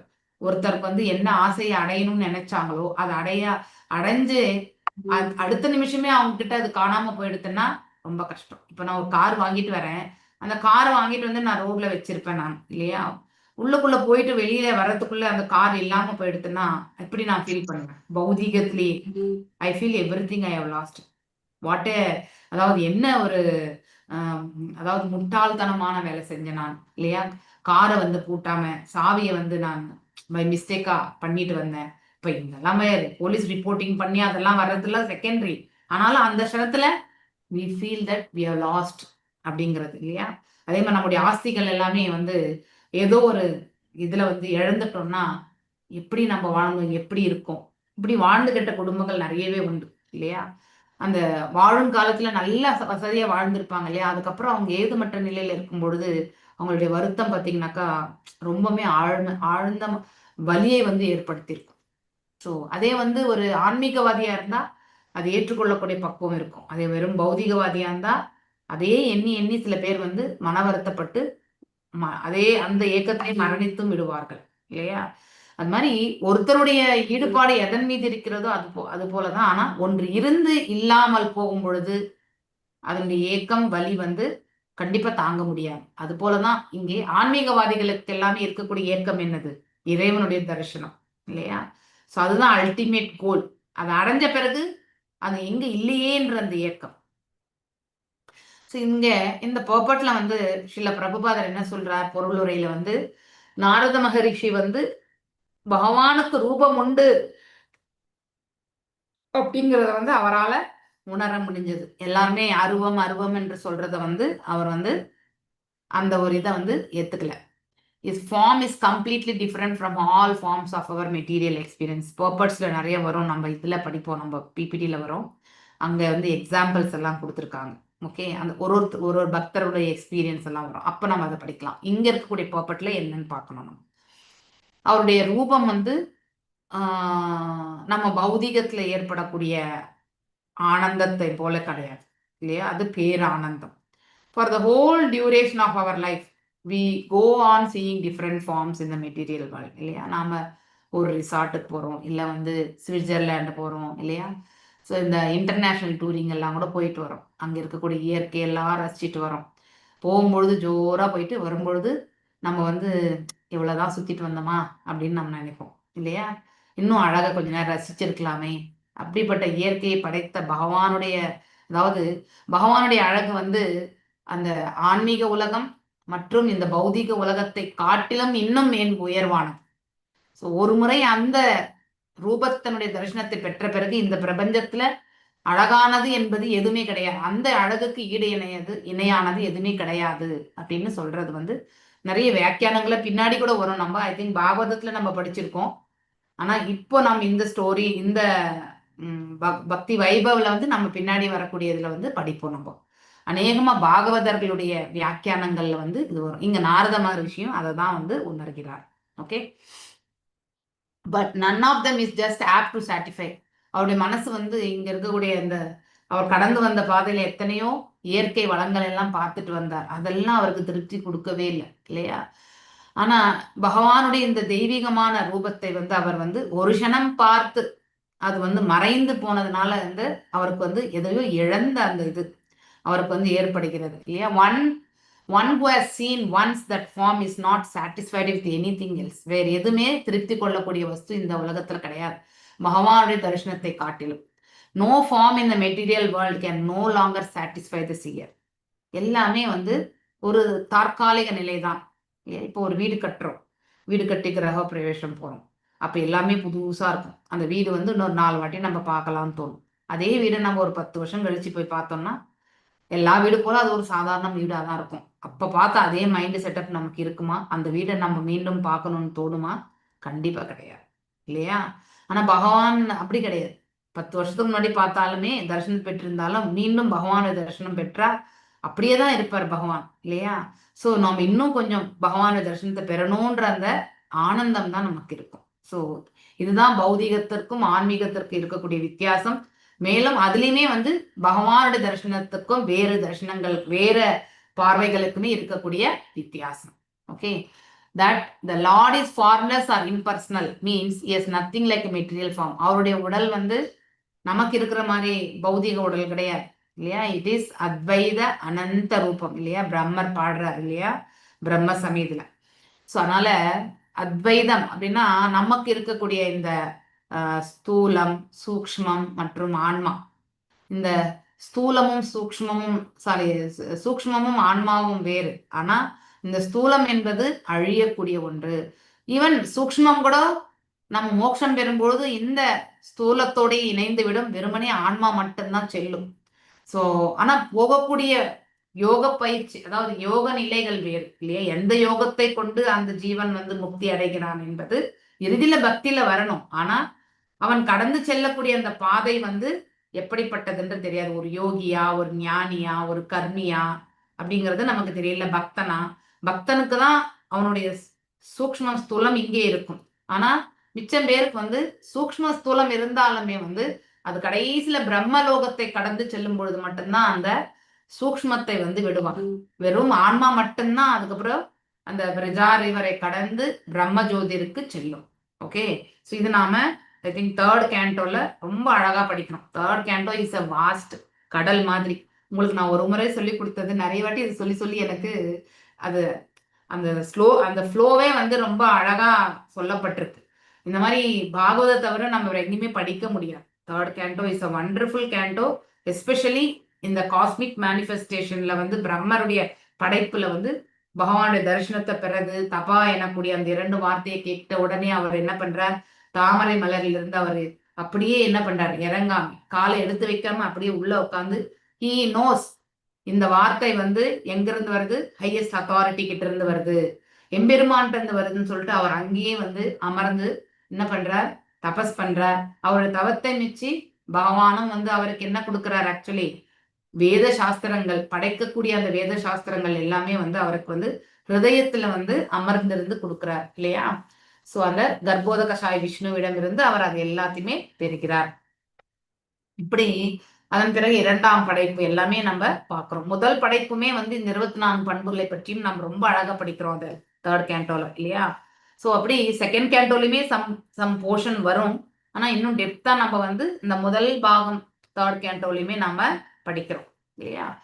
அதனால இங்க பார்க்கும் பொழுது நாரத மகரிஷியினுடைய அதாவது நாரத மகரிஷியினுடைய எக்ஸ்பீரியன்ஸ், அவர் வந்து பகவானுடைய தரிசனத்தை அவர் அனுபவித்தது இல்லையா? அந்த தரிசனத்தை பெற்ற அவருடைய ஆனந்தத்தை வந்து இந்த இடத்துல ரொம்ப அழகா சொல்லப்படுகிறது. as spiritual beings having eternal relationships, எப்பவுமே நித்தியமான ஆன்மீகம் என்பது நித்தியமான உறவு இல்லையா? பௌதீகம் என்பது தற்காலிகம். ஆனா ஆன்மீகம் வந்து எப்பொழுதுமே சம்பந்தம். ஒரு முறை அந்த சம்பந்தத்தை நாம் உணரும் பொழுது அடுத்தது வந்து நாம வந்து அதே சம்பந்தத்தை கொண்டு போகுது. இப்ப உங்களுக்கு அதாவது முந்தனையத்துங்களுக்கு அந்த ரஞ்சன் இல்லையா, என்னது ராமரஞ்சனா, ரஞ்சன் ராம் என்ன பிரபு அவரு தோஷா, ராமரஞ்சன் பிரபு இல்லையா? இந்த ராமரஞ்சன் பிரபு கதை நம்ம சொன்னோம் இல்லையா? அந்த ராமரஞ்சன் வந்து அவருக்கு வந்து அவருடைய சமுதாயத்திலையும் சரி குடும்பத்திலையுமே வந்து ஒத்துழைப்பே இல்லை பக்தி பாதையில போகிறதுக்கு இல்லையா? அதை பயிற்சி பண்றதுக்கான ஒத்துழைப்பு இருக்கல. ஆனா அவர் வந்து சோ டிவோட்டட். சோ நம்ம பிரபுபாதர் கிட்ட இருந்து தீட்சை பெற்றவர், அதாவது பிரபுபாதர் தீட்சை கொடுத்தார் இல்லையா? ஆனா வீட்டுல வந்து அந்த சூழலே அவருக்கு இல்லை, சப்போர்ட்டிவான சூழல் இல்லை. ஆனா அவருடைய மரணம் என்ன ஆகுதுனாக்கா அதாவது சடன்னா ஆயிடுது. அதாவது வித்தவுட் எனி, அதாவது அவர் மரணிப்பாரா அப்படிப்பட்ட நிலையில கூட இல்லை. சடன் ஒன் ஃபைன் டே வந்து ஒரு அகால மரணம் ஆகிவிடுகிறது. ஆனா அதையே வந்து அது இறைவனுடைய கருணையாக வந்து சில பிரபுபாதர் வந்து சொல்லியிருந்தார். தன்னுடைய டிவோட்டிஸ்க்கும் ஒரு லெட்டர் எழுதியிருந்தார், இந்த பக்தர்களுக்கு நம்ம வந்து ஹெல்ப் பண்ணணும்னு. அந்த இதுலயே வந்து அவர் என்ன சொல்றார், is the mercy of the Lord. அவர் வந்து அடுத்த பிறவி என்று அவருக்கு இருக்கும் பொழுது அவர் வந்து ஒரு திலகமிட்ட ஒரு குடும்பத்துல வந்து பிறக்கக்கூடிய வாய்ப்பை அவர் பெறுவார் அப்படின்றதுமே சொல்லியிருந்தாராம் அந்த கடிதத்துல. அப்படின்னா he will be born in a devotee family அப்படிங்கிற அஷூரன்ஸ் வந்து ஷீல பிரபுபாதர் வந்து கொடுத்திருந்தார். அப்படின்னா he would have seen that. Actually ஒரு பக்தர்களுக்கு அந்த சித்திகள் என்பது கண்டிப்பா இருக்கும். ஆனா பக்தர்கள் அந்த சித்திகளை வந்து உபயோகப்படுத்தவே மாட்டாங்க. they will give very least preference for the சித்திஸ். ஞானிகளை போலையும் யோகிகளை போலமே அந்த சித்திகளுக்கு வந்து முக்கியத்துவம் கொடுக்க மாட்டாங்க. அவங்களுக்கு தெரிஞ்சது எல்லாமே பக்தி. ஸோ அதனால எல்லாமே தன்னை உணர்ந்த ஆத்மா அடுத்தவங்களையுமே வந்து அவங்களால புரிஞ்சுக்க முடியும். அதன் பிறகு அந்த குடும்பத்திற்கு வந்து நல்ல ஒரு சப்போர்ட். அது அவர்களும் வந்து அந்த அந்த மனைவிக்குமே வந்து 2 விதமான ஆப்ஷன்ஸ். ஒரு புறம் தன்னுடைய சமுதாயம் தனக்கு உதவியே பண்ணாத ஒரு நிலையில இருக்கக்கூடிய ஒரு சமுதாயம், ஒரு புறம் தனக்கு விரும்பாத ஒரு சமுதாயத்துல வந்து தன்னுடைய கணவர் வந்து வைத்திருந்த உறவு முறை இல்லையா, relationship with association of the devotees, அந்த சமுதாயத்தை அவர் பின்பற்றி சென்னதை வந்து அனுதினமும் வந்து அவரை வந்து நிந்தித்து கொண்டிருந்த அந்த மனைவி, அவர்கள் வந்து கை கொடுத்து நம்மளை வந்து வாழ்க்கையில உயர்த்தலாம் நினைக்கும் பொழுது வந்த அந்த கடிதம், ஸ்ரீல பிரபுபாதருடைய கடிதம், இரண்டையுமே அந்த பெண்மணி பார்த்து கடைசியில வந்து பக்தர்கள் கூட்டத்தோட செல்வதுதான் சிறந்தது என்று அவர்களும் பிற்காலத்துல வந்து பக்தர்கள் ஆனார்கள். சோ இங்கே இறைவன் வந்து கருணையற்றவர் அப்படின்னு நாம சில பேருக்கு வந்து வரலாம். சில சூழ்நிலைகள் எல்லாமே வாழ்க்கையில வந்து நமக்கு ரிவர்சல்ஸா தான் இருக்கும் இல்லையா. சோ நம்ம எதிர்பார்க்காத திருப்பங்கள் நம்ம வாழ்க்கையில எல்லாமே சக்சஸ்ஃபுல்லா அமையணும்னு நம்ம எப்பவுமே வேண்டுறோம் இல்லையா. ஆனா அந்த சக்சஸ்ஃபுல் மட்டுமே அந்த கம்ஃபர்ட் ஜோன்லயே உட்கார்ந்து தான் நம்ம வந்து பக்தி பாதையில வந்து முன்னேற்றம் அடையவே முடியாது இல்லையா. சோ கடினமான சூழ்நிலைகள்லயுமே நாம எப்படி அந்த பக்தி தொண்டை வந்து எடுத்துட்டு போறோன்றதுதான் பகவான் நம்மளை எப்பவுமே பார்த்துட்டு இருப்பார். சோ அப்ப நமக்கு அந்த லிஃப்டிங் வந்து சீக்கிரமான லிஃப்டிங், அதாவது பாத்தீங்கன்னாக்கா he will supported reach easily நமக்கு வந்து அடைய பெறும். ஆனா அதை நம்ம பொறுமையோட டாலரன்ஸோட அந்த அந்த ரிவர்சல்ஸ் எல்லாமே நாம வந்து, அதாவது வாழ்க்கையில நடக்கக்கூடிய எதிர்மறை நிகழ்வுகளை வந்து நாம வந்து பகவானுடைய கருணையாக ஏற்றுக்கொள்ளக்கூடிய பக்குவம் இருந்தால் கண்டிப்பாக நாம பக்தியில வந்து இறைவனுடைய பாதைகளை சேர்ந்துருவோம் சீக்கிரத்துல. ஆனா அதே வந்து அந்த ரிவர்சல்ஸ் எல்லாமே நம்ம ஏத்துக்கக்கூடிய பக்குவம் இல்லைன்னாக்கா இன்னும் நம்ம வந்து, அதாவது ரிவர்சல்ஸே யாருக்கு வரும்னாக்கா அது டாலரன்ஸ் ஒரு ஸ்டேஜ்லயுமே வந்து எந்த அளவுக்கு நமக்கு நம்பிக்கை இருக்கு அப்படிங்கறத வந்து அப்படி போக. இப்ப நம்ம ஷீலா பிரபுபாதனுடைய வாழ்க்கையிலே பாருங்க இல்லையா, எத்தனை ரிவர்சல்ஸ், பிசினஸ் போய் மனைவி பிள்ளைகள் எல்லாமே விடுத்து இல்லையா, அந்த வயோதிக காலத்துல வந்து அமெரிக்காவுக்கு போய் இத்தனையுமே செய்து இன்னைக்கு நாம் இங்க உட்கார்ந்து இருக்கோம்னா இவ்வளவு எல்லாத்தையுமே நமக்கு கொடுத்துருக்காங்கன்னா that is purely because of அவருடைய பக்தி இல்லையா. அந்த பக்தியினுடைய இதுதான் வந்து இத்தனை பேருக்கு வந்து இந்த இந்த இந்த புவி முழுவதுமே வந்து இந்த கிருஷ்ண பக்தியை வந்து கொடுத்துட்டு போனார் இல்லையா. சைத்தன்ய மகாபிரபு எதை செஞ்சுட்டு போனாரோ பிற்காலத்துல வந்து எல்லாருமே அடையணும்னு அவர் வந்து சொன்னார். அதே போல வந்து சோ சேனாபதியா வந்து யாரு, நம்ம ஷீல பிரபுபாதர் வந்து இந்த பக்தி தொண்டை வந்து பரப்பிட்டு போனார். சோ அதை நாம நல்லா புரிஞ்சுக்கணும். சோ இந்த ராமரஞ்சன் பிரபு வந்து ஒரு பக்தர் வீட்டுல பிறப்பாங்க அப்படிங்கிற அந்த ப்ரெடிக்ஷனையுமே வந்து கொடுத்துட்டு போனார். சோ இருவருமே வந்து அதாவது இந்த குடும்பமும் சரி அவரும் சரி ஒரு பக்தி தொண்டனை நிலை பெறக்கூடிய ஒரு எதிர்காலத்தை வந்து அடைந்தார்கள். சோ ரிவர்சல்ஸ் வந்து எல்லாருக்குமே அந்த மாதிரி கடுமையா இருக்காது. அதே நான் முந்தனையத்து கூட சொல்லும் போது உங்களுக்கு எக்ஸ்பிளைன் பண்ணேன். எல்லாருமே வந்து நம்ம எவ்வளவு பர்சன்டேஜ் வந்து பக்தியில அதாவது அச்சீவ் பண்ணியிருக்கோம் அதற்கேற்றவாறு தான் அந்த ரிவர்சல்ஸ் இல்லையா. நமக்கு ரிவர்சல்ஸ் இல்லைன்னா நாம் இன்னும் பக்தி பாதையில இன்னும் நிறைய தூரம் கடந்து போகணும்னு அர்த்தம். அதை நாம தெரிஞ்சுக்கணும். கடினமான ஒரு சூழலை வந்து ஒருத்தர் எதிர்கொண்டு வருகிறார்கள் என்றால் அவர்களுடைய வாழ்க்கையில வந்து பக்தியில வந்து மேன்மை உறுவதற்கான வாய்ப்பு வந்து மிக அருகில் இருக்கின்றது என்று பொருள் இல்லையா. அது இறைவனால் வந்து தேர்ந்தெடுக்கப்படுவது. அதுல நம்முடைய முயற்சி, நம்முடைய உறுதி, அந்த பக்தி பாதை இதெல்லாம் தான் மூலதனம். ஓகே, இந்த நோக்கம் இதெல்லாமே வந்து இறைவனுக்கு புரியும் இல்லையா. சோ இந்த இடத்துல பார்க்கும் பொழுது life after life searching after that form of lord and we are not satisfied with any other form of material appeasement. நம்மளை யாராவது சமாதானப்படுத்துறதுக்கு கூட ஏதாவது சொன்னா கூட நம்ம அதை ஏத்துக்க மாட்டோம். அவருடைய ரூபத்தை ஒரு முறை கண்டு விட்டால் அதற்கு அதாவது அதையும் தாண்டி இந்த இடத்துல எதுவுமே மேன்மையானது கிடையாது. Naradamuni got a glimpse of that, அது ஒரு க்ஷணம் பார்த்தார்.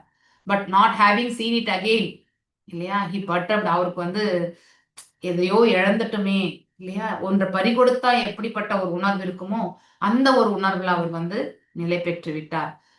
அவர் எழுந்து சட்டுன்னு நின்று எல்லா இடத்துலயுமே தேடுறார் பகவான் எங்கேன்ட்டு. What we desire life after life was obtain by Naradamuni இல்லையா. நமக்கு எல்லாம் கூட பகவானுடைய தர்சனம் கிடைக்கணும்ன்ற அந்த உந்துதல் உண்டு இல்லையா. ஆனா அதை நாரத மகர்ஷி வந்து அடைந்தார். பட் ஒரே க்ஷணத்துல அதையும் வந்து அவர் இழந்துட்டதுனால அவருக்கு அது ஒரு அதிர்ச்சியா இருந்தது அப்படின்னு வந்து இந்த வியாக்கியானத்துல வந்து பிரபுபாதர் ரொம்ப அழகா சொல்லியிருக்கார். திருக்ஷுஸ்தத் அஹம் பூயஹ பிரணிதாய மனோஹிருதி விக்ஷமானோ அபி நாபஷ்யம் அவித்ருப்தா இவாதுராஹ. எஸ், பத்மா மாதாஜி வாசி. ஏ கிருஷ்ணா மாதாஜி. பதம் 19. சித்ருஷஸ்தத் அகம் பூயக பிரணிதாய மனோஹிருதி பீக்ஷ்மானோ அபிநாபஸ்யம் அவித்ருப்த இவாதுரக.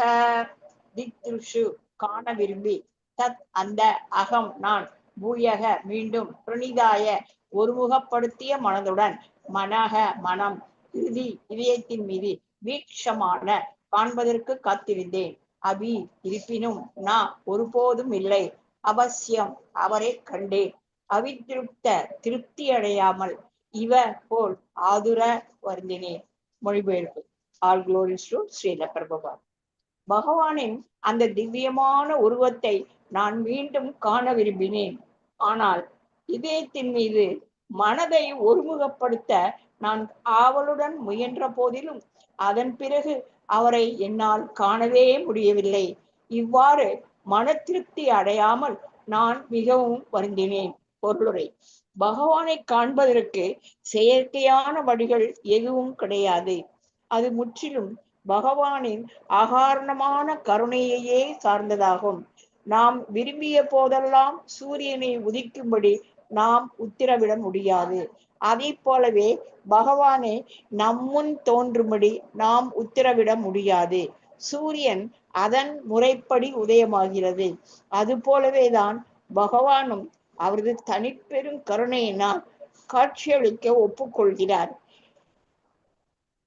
எனவே ஒருவர் பகவானின் பக்தி தொண்டில் தனக்கென நியமிக்கப்பட்டுள்ள கடமையை செய்து கொண்டு அத்தகைய நல்ல தருணத்திற்காக காத்திருக்க வேண்டும்.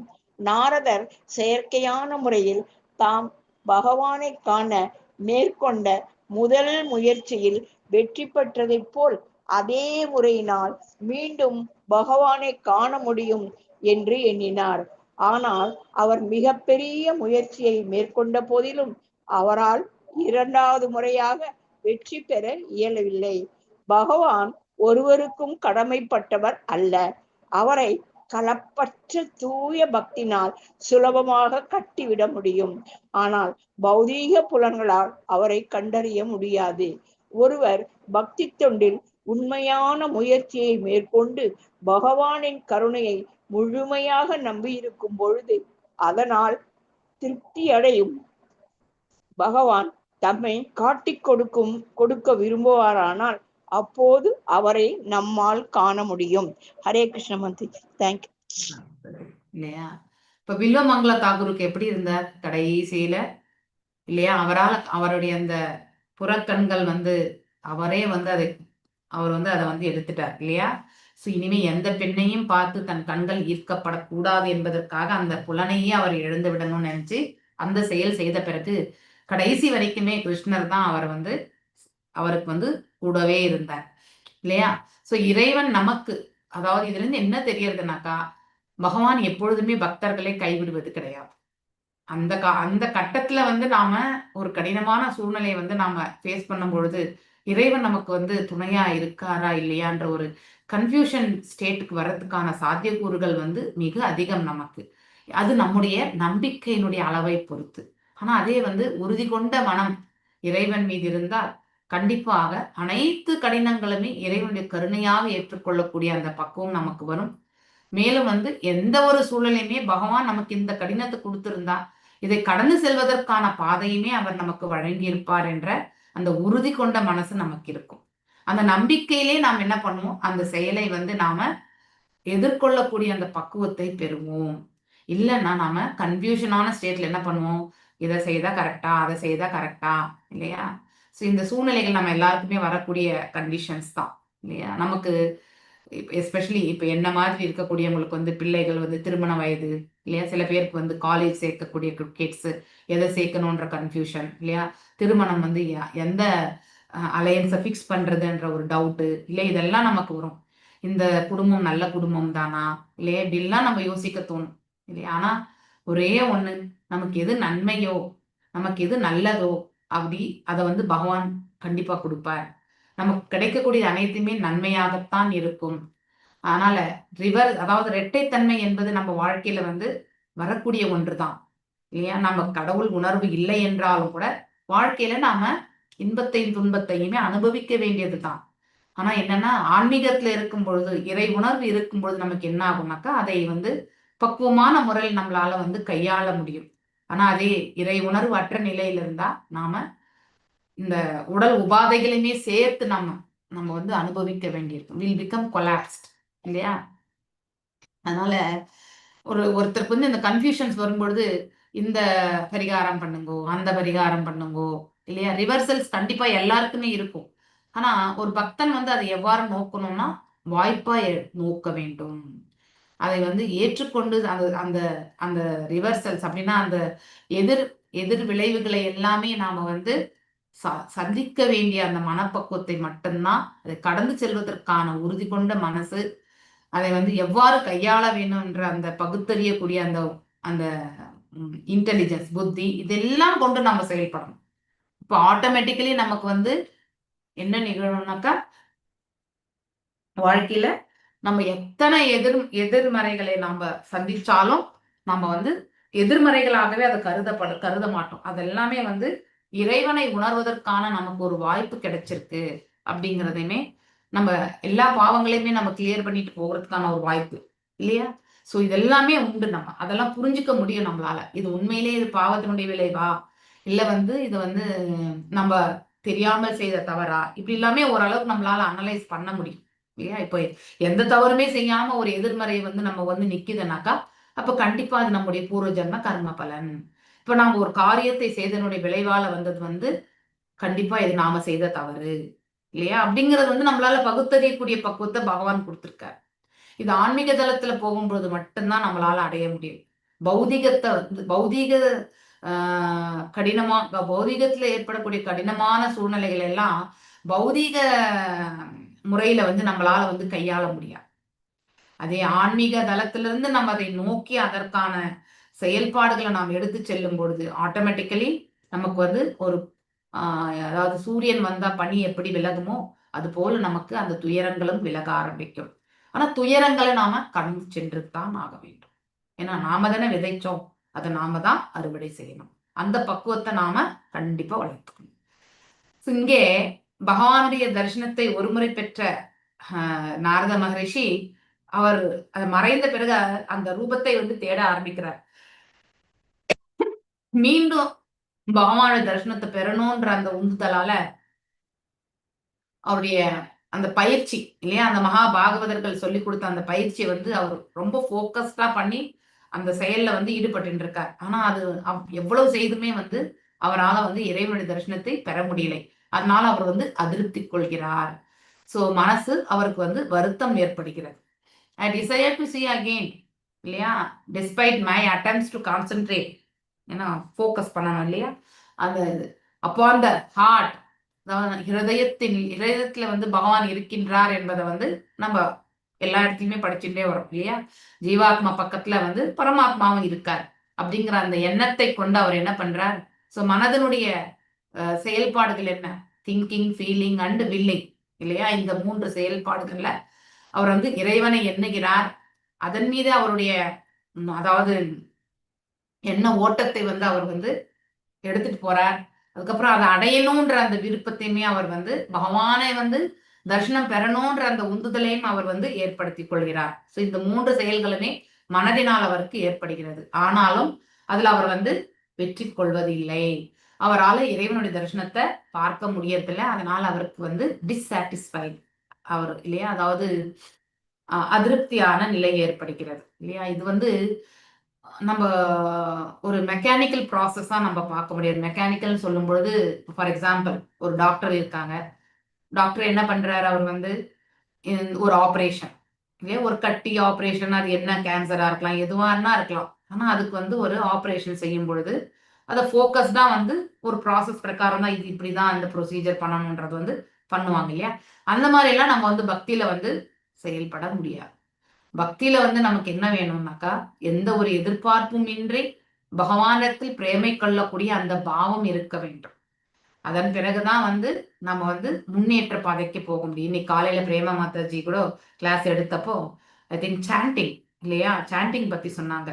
நம்ம எல்லாருமே நாம அபராதல இருக்கிறோமா, நாம பாஷையில இருக்கிறோமான்றது சில சமயத்துல நாம பாஷா நாம அபராதத்துக்கு நடுவுல என்ன பண்ணுவோம், நம்முடைய சுபாவம் வந்து மாறிண்டே இருக்கும். நம்ம ஃபுல்லா இப்ப நாம அபராதத்துல இருக்க மாட்டோம். ஆனா சில சமயங்கள்ல வந்து ஃபோக்கஸ்டா, அதாவது விடியற் காலையில செய்யும் பொழுது நம்ம என்ன நிலையில இருப்போம், நாம பாஷா என்ன நம்ம எக்ஸ்பீரியன்ஸ் ஆக முடியும். அதே சந்தியா காலத்துல பண்ணும்பொழுது நாம அபராதல தான் இருப்போம். ஏன்னா அப்போ தாமசிக் இயல்பு வந்து மேலோங்கி இருக்கும் இல்லையா. ஸோ த காம்படிஷன் பிட்வீன் நாம அபராதம் அண்ட் நாம பாஷா இருக்கும். ஸோ அதுக்கு நடுவுல நம்ம வந்து ஜஸ்டிஃபிகேஷன் நமக்கு நாமே பண்ணிக்கணும். நம்ம செய்யக்கூடிய இந்த நாம இது வந்து சாண்டிங் வந்து இல்லையா. ஸோ இந்த சாண்டிங் வந்து நம்ம கரெக்டா தான் பண்றோமா, ஏன் மனசு இப்படி வந்து ஃபோக்கஸ் பண்ண முடியாம போறது இல்லையா அப்படிங்கிற ஒரு ஃபீலிங் வரும். we will not be able to justify ourselves இல்லையா. அப்போ இன்னைக்கு அந்த ஸ்லோகத்துல வந்து ரொம்ப அழகா சொல்லப்படுது, ஜஸ்ட் ஸ்டாண்ட்.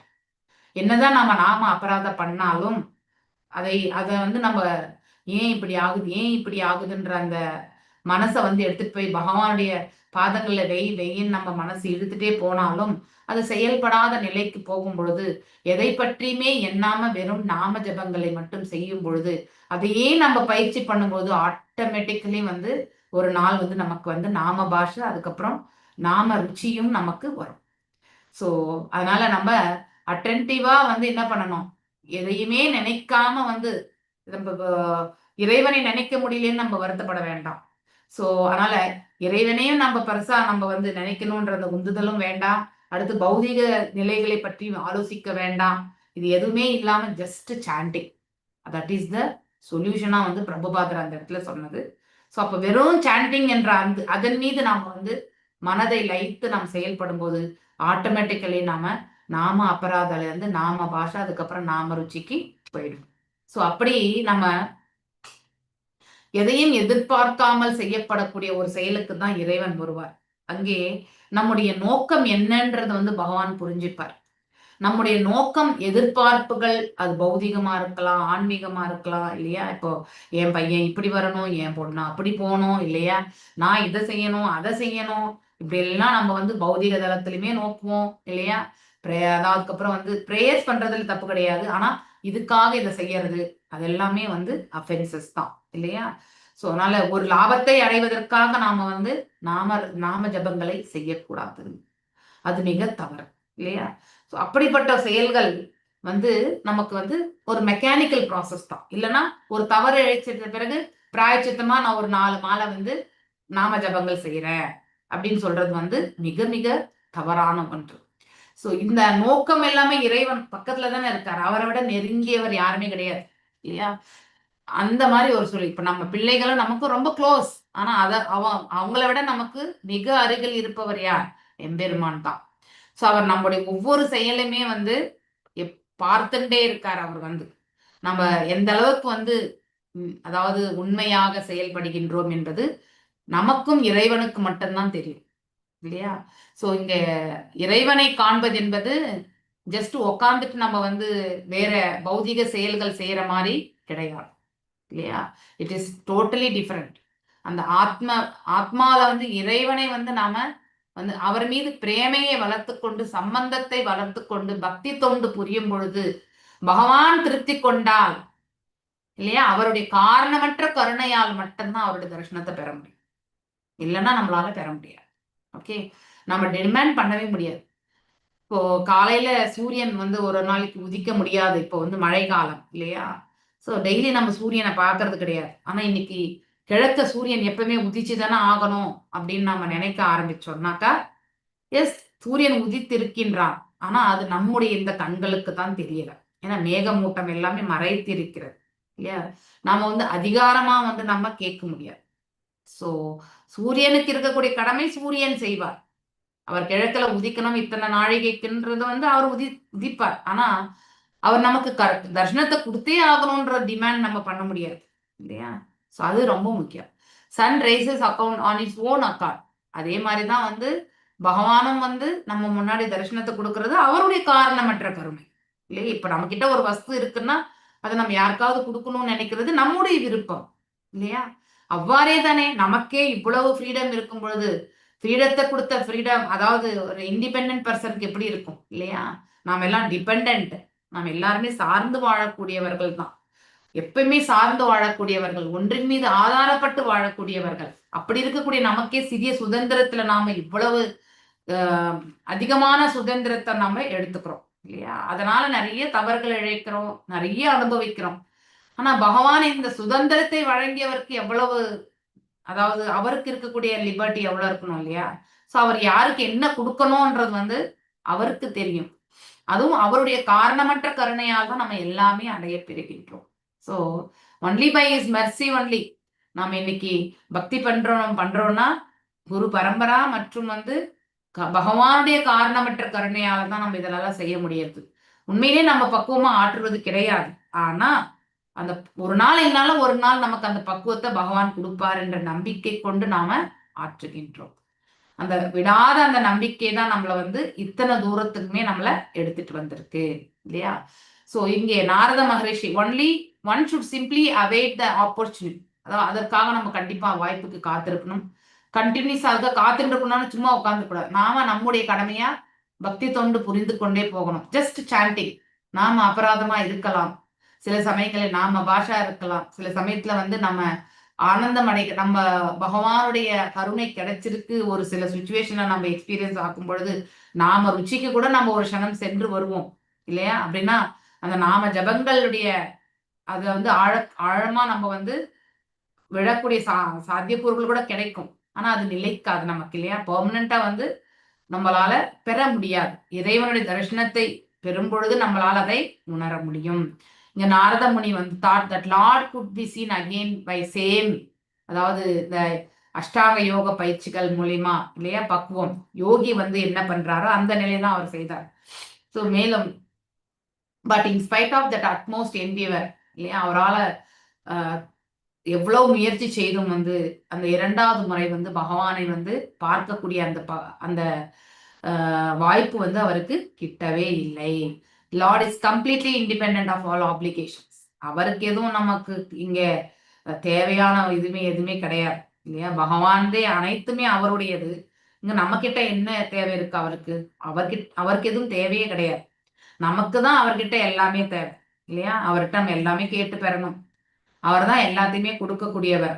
அவர் எதையுமே நம்ம கிட்ட பெறுவதற்காக இங்க வருவதே கிடையாது இல்லையா? நமக்கு தான் ஆப்ளிகேஷன்ஸ் அவர்கிட்ட. அவருக்கு நம்ம கிட்ட எந்த ஆப்ளிகேஷன் எக்ஸ்பெக்டேஷன்ஸ் எதுவுமே கிடையாது. Can be simply. ஆனா கிருஷ்ண ஆகர்ஷணியால வந்து நாம அவரை கட்டுப்படுத்த முடியும் இல்லையா? கிளேஷாக்னி சுபதா சுதுர்லபா இல்லையா? இதெல்லாமே நம்ம பாக்குறோம், படிச்சிருக்கோம் இல்லையா? பக்தி ரசாமிரத சிந்து. அது கடைசியில கிருஷ்ண ஆகர்ஷணியும் உண்டு இல்லையா? பக்தியினுடைய ஸ்டேஜஸ் நம்ம படிச்சிருக்கோம். கிளேஷாக்னி என்பது என்னது? நம்ம ஏற்படக்கூடிய தடை கற்கள் இதெல்லாமே. சோ அந்த மாதிரி அது எதனால நம்ம அவரை கட்ட முடியும்? அனன்ய பக்தியால் தான் கட்ட முடியும் இல்லையா? 12th சாப்டர் பகவத்கீதையில நம்ம படிக்கிறோம். சோ ஒரு பகவானையே வந்து ஈர்க்க வல்லது எது? தூய பக்தி.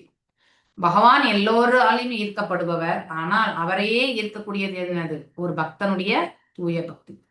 So nor he is visible or perceivable by, நம்மளுடைய பௌதீக கண்களாலோ புலன்களாலோ அவரை வந்து நம்மளால உணர முடியாது, பார்க்கவும் முடியாது.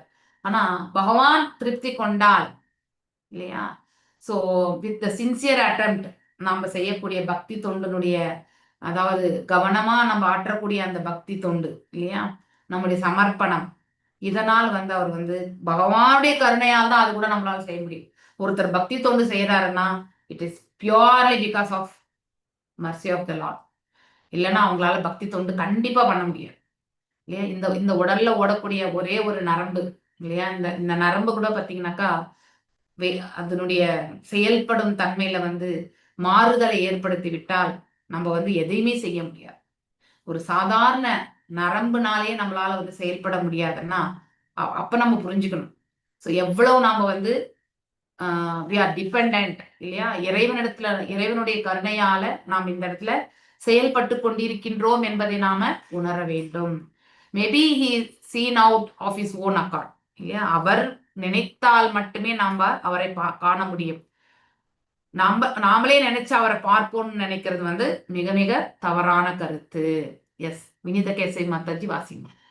ஏவம் யதந்தம் விஜன்னே மாம் அஹா கோச்சரா கிராம் கம்பீரா ஸ்லாக் நயா வாச்சா சுச்சா பிரஷமயான் இவா. எஸ், வாசிங்க. हरे कृष्ण माताजी।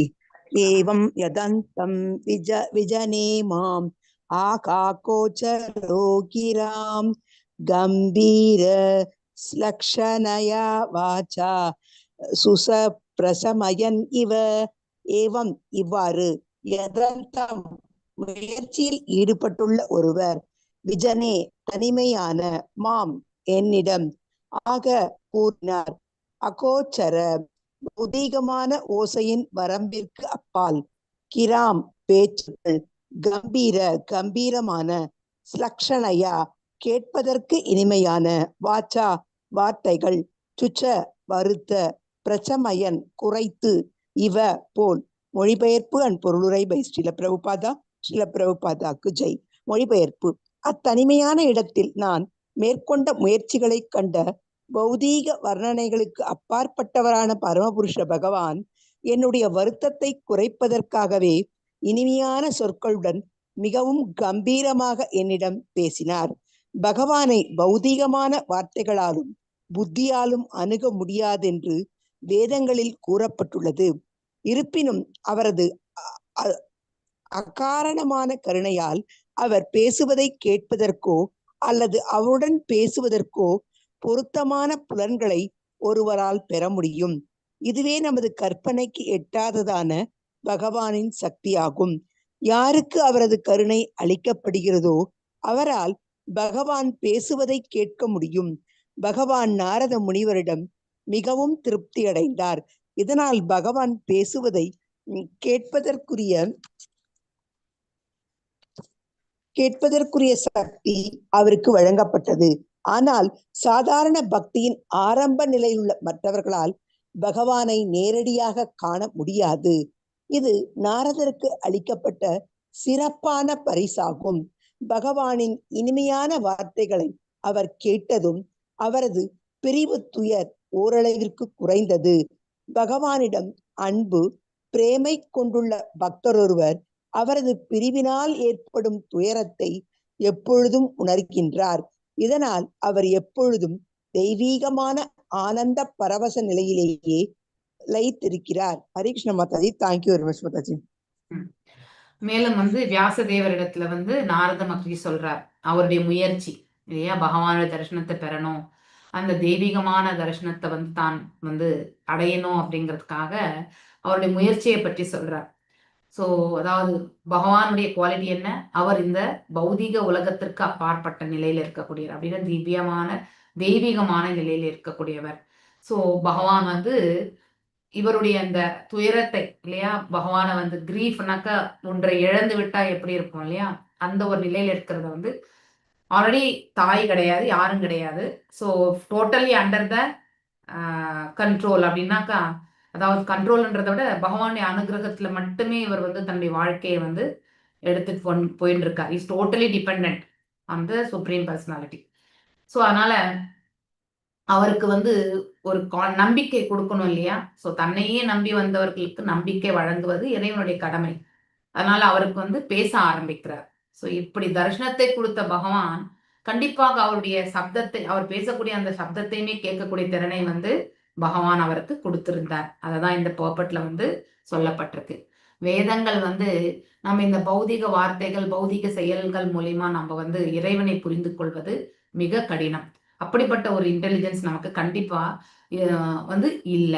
It is beyond the முண்டேன். அப்படின்னா நாம ஆன்மீக தளத்திற்கு சென்றால் ஒழிய பௌதிக தளத்துல இருந்து இறைவனை கண்டிப்பா புரிஞ்சுக்க முடியாது. we have to move into the mid spiritual platform. அதுக்கு போனா மட்டும்தான் பகவானை உணரக்கூடிய அந்த பக்குவத்தை அவரே அவருடைய காரணமற்ற கருணையால கொடுப்பார்.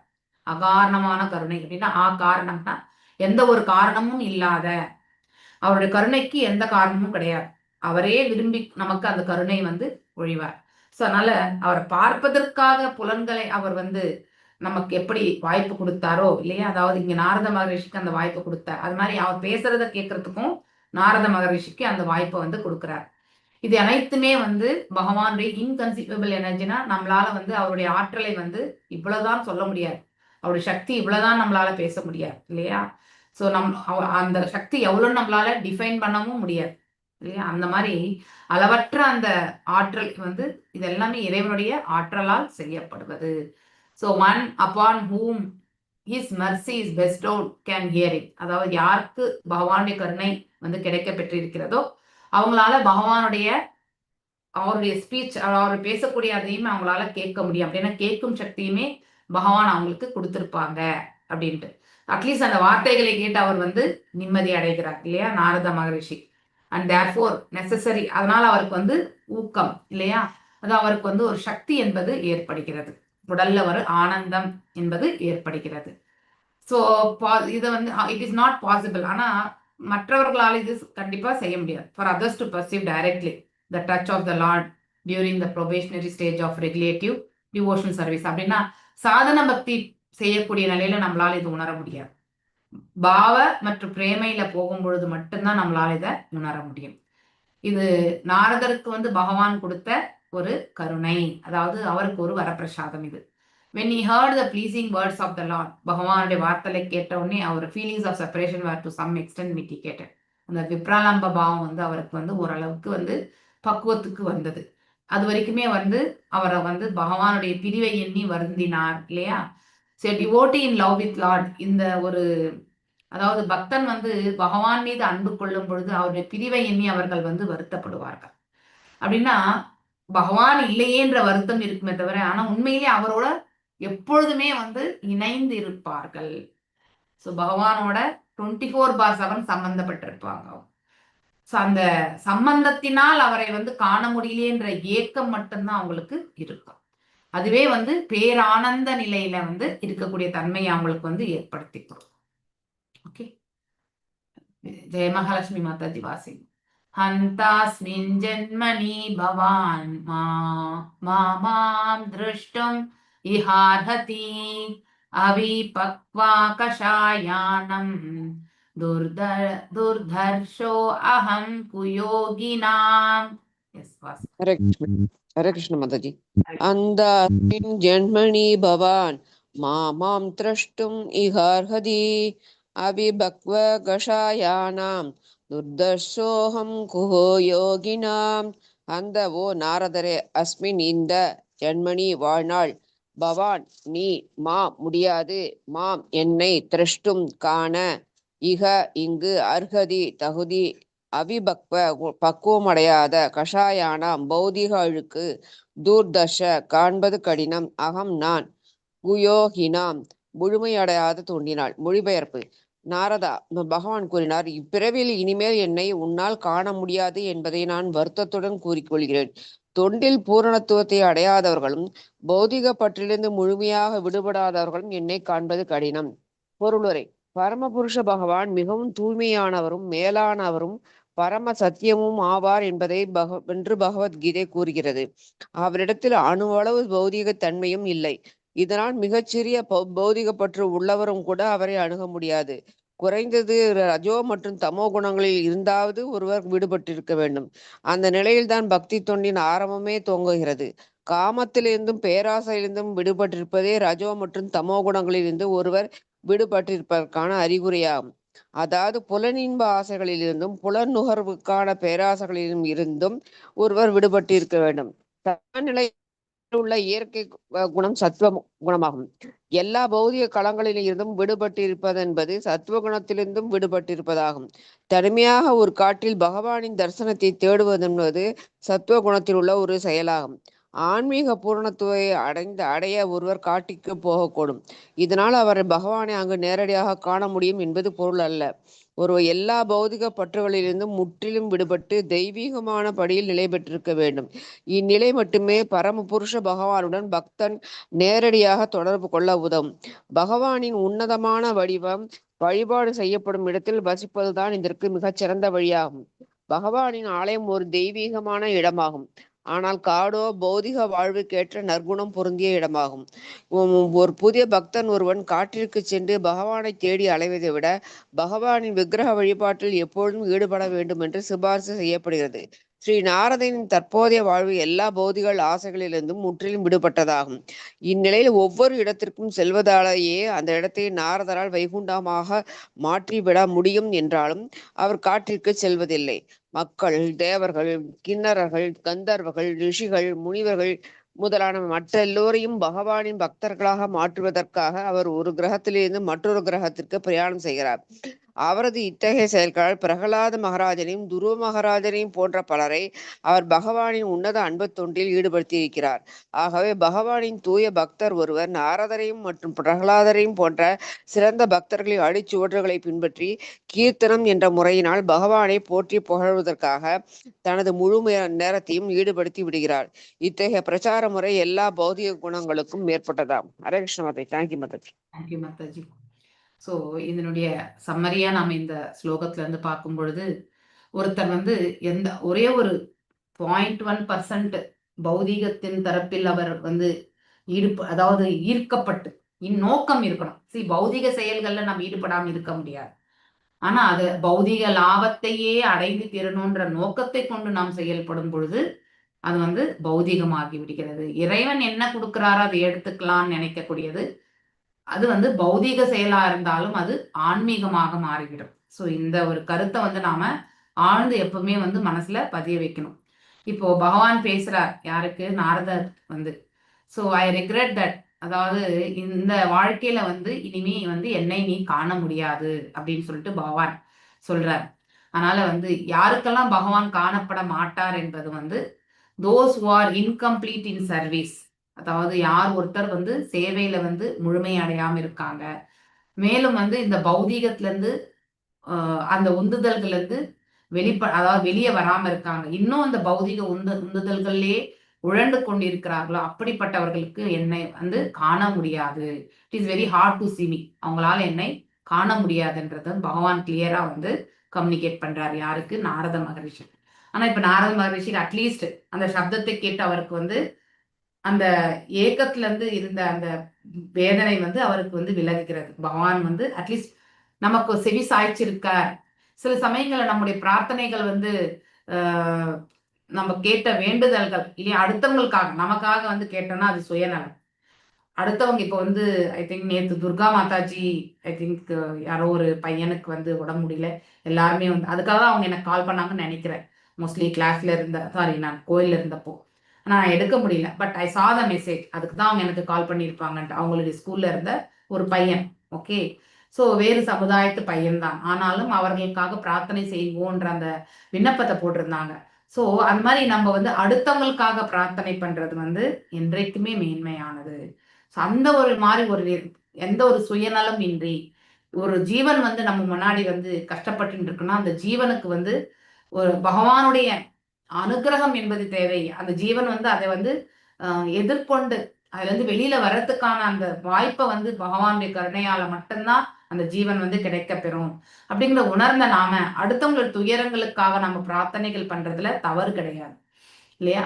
ஸோ எஸ்பெஷலி பேசிக்கா இருக்கக்கூடிய நீட்ஸுக்கு தான் அவங்களுக்கு ஒரு 4 வீடு கொடுங்க அப்படின்னு நம்ம பிரார்த்திக்கிறது வந்து அது வந்து பௌதிக முன்னேற்றம் கொடுங்க அப்படின்னு பிரார்த்திக்கிறது வந்து தவறு. அவங்களுடைய கர்ம பலனுக்கு ஏற்றவாறு அவங்களுக்கு என்ன கோட்டா இருக்கோ கண்டிப்பா பகவான் கொடுப்பாரு, நம்ம பிரார்த்திக்கலன்னா கூட. ஆனா அவங்களுடைய ஆன்மீக முன்னேற்றத்திற்கு நாம கண்டிப்பா ப்ரே பண்ணணும். பிரார்த்தனைகள் எப்படிப்பட்ட பிரார்த்தனைகள் வைக்கணும்ன்றது ஃபர்ஸ்ட் நம்ம அதை தெரிஞ்சுக்கணும். எல்லாத்தையுமே வந்து நம்ம வந்து பௌதிகத்திலையுமே நம்ம உட்கார்ந்து பிரார்த்திச்சுட்டு இருந்தோம்னா அப்ப இன்னும் நாம பௌதிக தளத்துல இருந்து தான் செயல்பட்டு இருக்கோம்னு அர்த்தம்.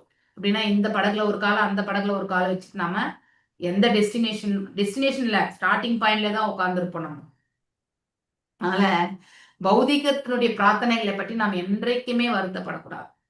ஓகே, பௌதிக பிரார்த்தனை. எஸ் மாதாஜி, ஹரே கிருஷ்ணா. மணிமேகலை மாதாஜி, நீங்க கை உயர்த்திருக்கீங்க. ஹரே கிருஷ்ணா. Any doubts? தெரியல, உங்க வாய்ஸ். ஹரே கிருஷ்ணா மாதாஜி, ஏதாவது கேட்க டச் ஆயிடுச்சு மாதாஜி, என்னோட touch. Okay okay, no problem, fine fine. நீங்க ஏதாவது கேட்குறீங்களோன்னு நினைச்சிட்டேன், நோ ப்ராப்ளம். அது மாதிரி நம்ம பௌதிகத்துல வந்து நாம எவ்வளவு உழன்னு இருக்குமோ அவ்வளவுமே நம்மள வந்து மீண்டும் மீண்டும் இந்த இடத்துக்கு வரக்கூடிய அந்த மார்க்கம், அதுதான் இன்கம்ப்ளீட் சர்வீஸ்ன்னு சொல்றது. ஒரு புறம் நம்ம 80% சேவை பண்ணிட்டு இருந்தாலும் 20% நம்ம வந்து எதிர்பார்ப்போட பௌதிகத்துல உட்கார்ந்துருந்தோம்னா நம்ம வந்து we are compromising our சேவான்னு அர்த்தம் இல்லையா? அங்கேயே வந்து இட் இஸ் காம்ப்ரமைஸ்ட். அதனால பௌதிகத்துல வந்து நாம எதிர்பார்ப்புகள் அற்று நம்ம செயல்படணும். ஆன்மீகத்துல வந்து பகவானுக்கு தொண்டென்று எண்ணிக்கொண்டு ஆற்ற வேண்டும், அவ்வளவுதான். இந்த 2 பண்பு குவாலிட்டிஸை வந்து நாம ஃபிக்ஸ் பண்ணிட்டோம்னா ஆட்டோமேட்டிக்கலி வந்து நாம செய்யக்கூடிய அந்த பக்தி தொண்டு பகவான் ஏத்துப்பார். ஓகே, எந்த எதிர்பார்ப்பும் இல்லாம செய்யக்கூடிய பக்தியை தான் பகவான் ஏத்துப்பார். ஃபர்ஸ்ட் அதுதான் அனன்ய பக்தி. 12வது சாப்டர்ல படிக்கிறோம் இல்லையா? அதன் பிறகுதான் வந்து நம்ம என்ன படிக்கிறோம்? சாதன பக்தி படிக்கிறோம், சகாம பக்தி, நிஷ்காம பக்தி, சகாம பக்தி. பக்தி அதாவது நிஷ்காம பண்ண முடியலன்னா சகாம பண்ண முடியலையா? அடுத்து வந்து ஞானம் முடியலையா? தியானம் முடியலையா? நீ எதையுமே முடியலன்னா நீ செய்யக்கூடிய செயல்களுடைய பலன்களை எல்லாம் சமர்ப்பித்து விடு. எதையுமே நீ நினைக்காது, இதெல்லாம் வந்து அனைத்தும் இறைவனுக்குன்னு சொல்லிட்டு விட்டுட்டு நீ வந்து செயல்படு இல்லையா? லீஸ்டா, அதுதான் லாஸ்டா வந்து பகவான் சொல்லியிருக்கார் 12வது அத்தியாயத்துல இல்லையா? சோ உனக்கு அனன்ய பக்தி வரலன்னா நீ பலன்களையாவது லாஸ்டா சொல்லியிருக்கக்கூடியது. அட்லீஸ்ட் நம்ம அந்த ஒரு நிலையாவது நம்ம வந்து ஏற்படுத்திக்கணும். அதையும் தாண்டி போனோம்னா நம்ம வந்து கர்ம காண்டில தான் உட்கார்ந்துருக்கோம்னு அர்த்தம். Okay,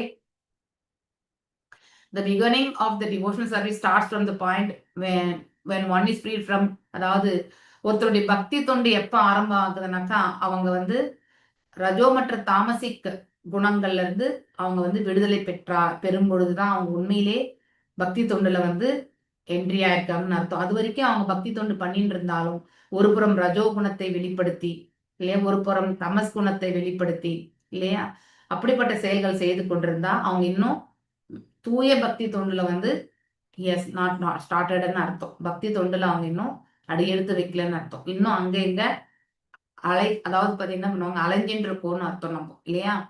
so the result is exhibited by the science of being. அதாவது இது எப்போ வரும்னாக்கா இந்த பௌதிக, அதாவது புலன் இன்பம், புலன் நுகர்ச்சி, இந்த மாதிரி உந்துதல்கள், அந்த செயல்களில் ஈடுபடக்கூடிய அந்த இதுல இருந்து நம்ம வெளிப்படும் பொழுது மட்டும்தான் நம்ம பக்தி தொண்டுல வந்து பூர்ணமா நம்மளால சமர்ப்பிச்சுக்க முடியும்.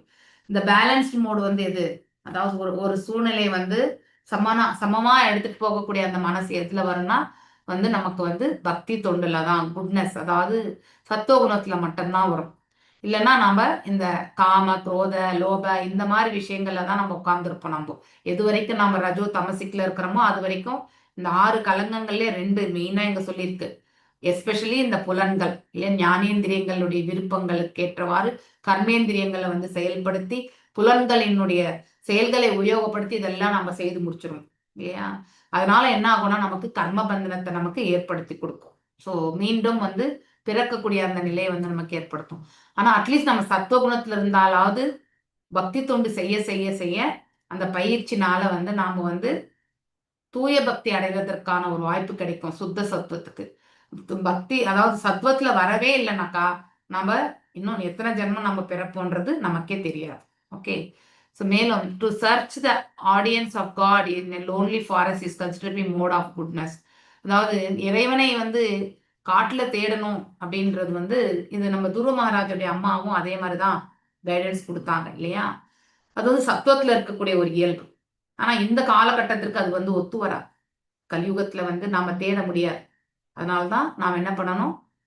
தூய பக்தர்களுக்கு இல்ல பக்தர்களுக்கு தொண்டு புரியறது, பகவானுடைய பக்தர்களுக்கு தொண்டு புரியறது, பகவானுக்கு தொண்டு புரியறது, அதை கொண்டு நம்முடைய புலன்களை நாம வந்து தூய்மைப்படுத்திக்க முடியும் இல்லையா? ஜஸ்ட் ஒரு அவங்களுடைய அசோசியேஷன்லயே நம்ம வந்து நம்முடைய எத்தனையோ ஜென்ம ஜென்ம கர்மாங்கள் வந்து நமக்கு வந்து விளக்கும் அவங்களுக்கு தொண்டு புரியறதுனால. சோ நம்ம காட்டுக்கு சென்று இறைவனை தேடக்கூடிய அந்த இது வந்து கலியுகத்துக்கு வந்து சிபாரிசு செய்யப்பட்டதே கிடையாது. சந்நியாசமே வந்து சிபாரிசு கிடையாது நமக்கு, இல்லையா? ஸோ சந்நியாசம் only is not allowed for us. அதாவது நம்ம இதுல ஸோ அந்த எல்லாருமே சந்நியாசம் வாங்கிட்டா அப்புறம் இந்த பிரபஞ்சத்துல யார் வேலை செய்வாங்க, இல்லையா? ஸோ சம்சாரிகள் ரொம்ப ரொம்ப முக்கியம். நம்ம இயக்கத்திலேயே பார்த்தீங்கன்னாக்கா the organization which has been run by கிரகஸ்தக்கள் தான் வந்து ரொம்ப சக்சஸ்ஃபுல்லாக போயிட்டு இருக்கு இன் கம்பேர்ட் டு சன்னியாசி, இல்லையா? ஸோ நிறைய பொலிட்டிக்ஸ் பார்த்தீங்கன்னாக்கா நம்ம இதில் அதாவது ஒருத்தருக்கு ஒருத்தர் அதாவது ஒத்து வராத தன்மை இதெல்லாமே வர்றது வந்து இந்த மாதிரியான அதாவது கிரகஸ்த வாழ்க்கையில நம்ம என்ன பண்ணுவோம், நிறைய கடினமான சூழ்நிலைகளை வந்து நம்ம பார்க்குறோம், இல்லையா? அதனால ஒருத்தருக்கு ஒருத்தர் என்ன பண்றோம், கணவன் மனைவிக்குள்ளேயே அட்ஜஸ்ட்மெண்ட்ஸ் என்றக்கூடிய அந்த ஒரு பண்பு வந்து இயற்கையிலே வந்துருது. ஸோ அந்த எக்ஸ்பீரியன்ஸ் வந்து சன்னியாசி இதுல வந்து கிடையாது. அவங்களுடைய பக்குவத்தை மட்டுமே ஃபர்ஸ்ட் எடுத்துட்டு போகணும். அதுதான் அவங்களுக்கு கிரவுண்ட் ரூல். இங்க நம்ம இதுல வந்து சம்சாரத்துல அப்படி கிடையாது. We have to adjust and live together, இல்லையா? லீவ் டுகெதர் அதுதான் ரொம்ப முக்கியம். அந்த டிஃபரன்ஸ் அங்க வந்து மெயினா வந்துடும். அந்த கலியுகத்துல வந்து இப்போ பெண்களுக்கு எல்லாமே தீட்சை என்பது நீங்க சமுதாயத்துல வந்து பாத்தீங்கன்னாக்கா தீட்சை வழங்குறது என்பது கிடையாது, இல்லையா? அப்படின்னா நம்ம பிரபுபாதர் தான் ரெவல்யூஷனா வந்து கொண்டு வந்தார். இந்த இது வந்து தீட்சை என்பது, இல்லையா? ஹரிநாம தீட்சை வந்து கொண்டு வந்தது. பக்தியில வந்து ஈடுபடணும் எல்லாருக்குமே. இப்போ நம்ம அந்த ஸ்லோகம் நம்பர் 9.32 ஸ்லோகத்துல போனீங்கன்னாக்கா பகவான் அதாவது ஒரு இழிவான பிறவி, பெண் என்றதுனால வந்து ஒரு குறைவான ஒரு கவனம் அப்படிலாம் கிடையாது. யாரா இருந்தாலும் நான் சமநோக்கு தான் அப்படின்னு சொல்லிட்டு பகவானே வந்து சொல்லியிருக்கார். அவருடைய அனுகிரகம் என்பது எல்லாருக்குமே உண்டு, வெறுமனே பிராமணர்களுக்கு மட்டும் கிடையாது. Okay, even for Vaishya Shudras, இல்லையா? பெண்கள் என்பது ஒரு ஸ்டெப்பு கம்மியாவே நம்ம பார்க்க கூடாது. ஆனா பகவான் அப்படி பார்க்கவே இல்லை. ஈவன் எந்த நிலையில இருந்தாலுமே அவங்களுக்கு என்னுடைய அனுகிரகம் உண்டு, if they are totally devoted, இல்லையா? நான் எப்பவுமே பாரபட்சம் பார்க்க மாட்டேன்னு சொல்லிட்டு பகவான் சொல்வார் 9.32 ஸ்லோகத்துல நம்ம போகும்பொழுது, இல்லையா? அது மாதிரி வி ஷுட் அந்த ஒரு நிலையை நம்ம வந்து இந்த இடத்துல அந்த ரெவல்யூஷன்லயே பாத்தீங்கன்னா நம்ம பிரபுபாதர் நமக்கு எல்லாமே இன்னைக்கு தீட்சை கொடுத்து நம்ம இந்த அதாவது பக்தி தொண்டுல வந்து இருக்கிறதுக்கான வாய்ப்பை வந்து கொடுத்துருக்கார், இல்லையா? So we are so blessed, இல்லையா? ஸோ நம்ம என்என்டி பிரபுஜிக்கு நம்ம நன்றி கடன் பட்டிருக்கோம். இந்த மாதிரி நம்ம இந்த பக்தி தொண்டு என்பது ஒருத்தருடைய வாழ்க்கையை வந்து பக்குவத்தை கொடுக்கும்.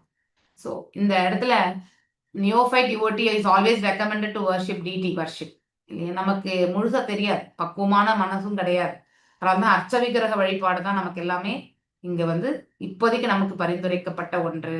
இந்த காலகட்டத்துல நம்ம வீட்லயே வந்து we can pray the supreme lord, இல்லையா? காலையில மங்களாரத்தி பார்க்குறோம், அடுத்து வந்து குரு பூஜை, அடுத்து வந்து நம்ம பாகவதம் கேட்குறோம், அடுத்து வந்து பகவானுக்கு நைவேத்தியம் பண்றோம். இப்படி நம்முடைய பியூரிஃபிகேஷன் ப்ராசஸ் வந்து நிகழ்ந்த வண்ணமே இருக்கின்றது. ஸோ அதனால Narada Maharishi does not go into the forest although he can turn every place into Vaikuntha, இல்லையா? ஆனா அவர் வந்து already he has become liberated only.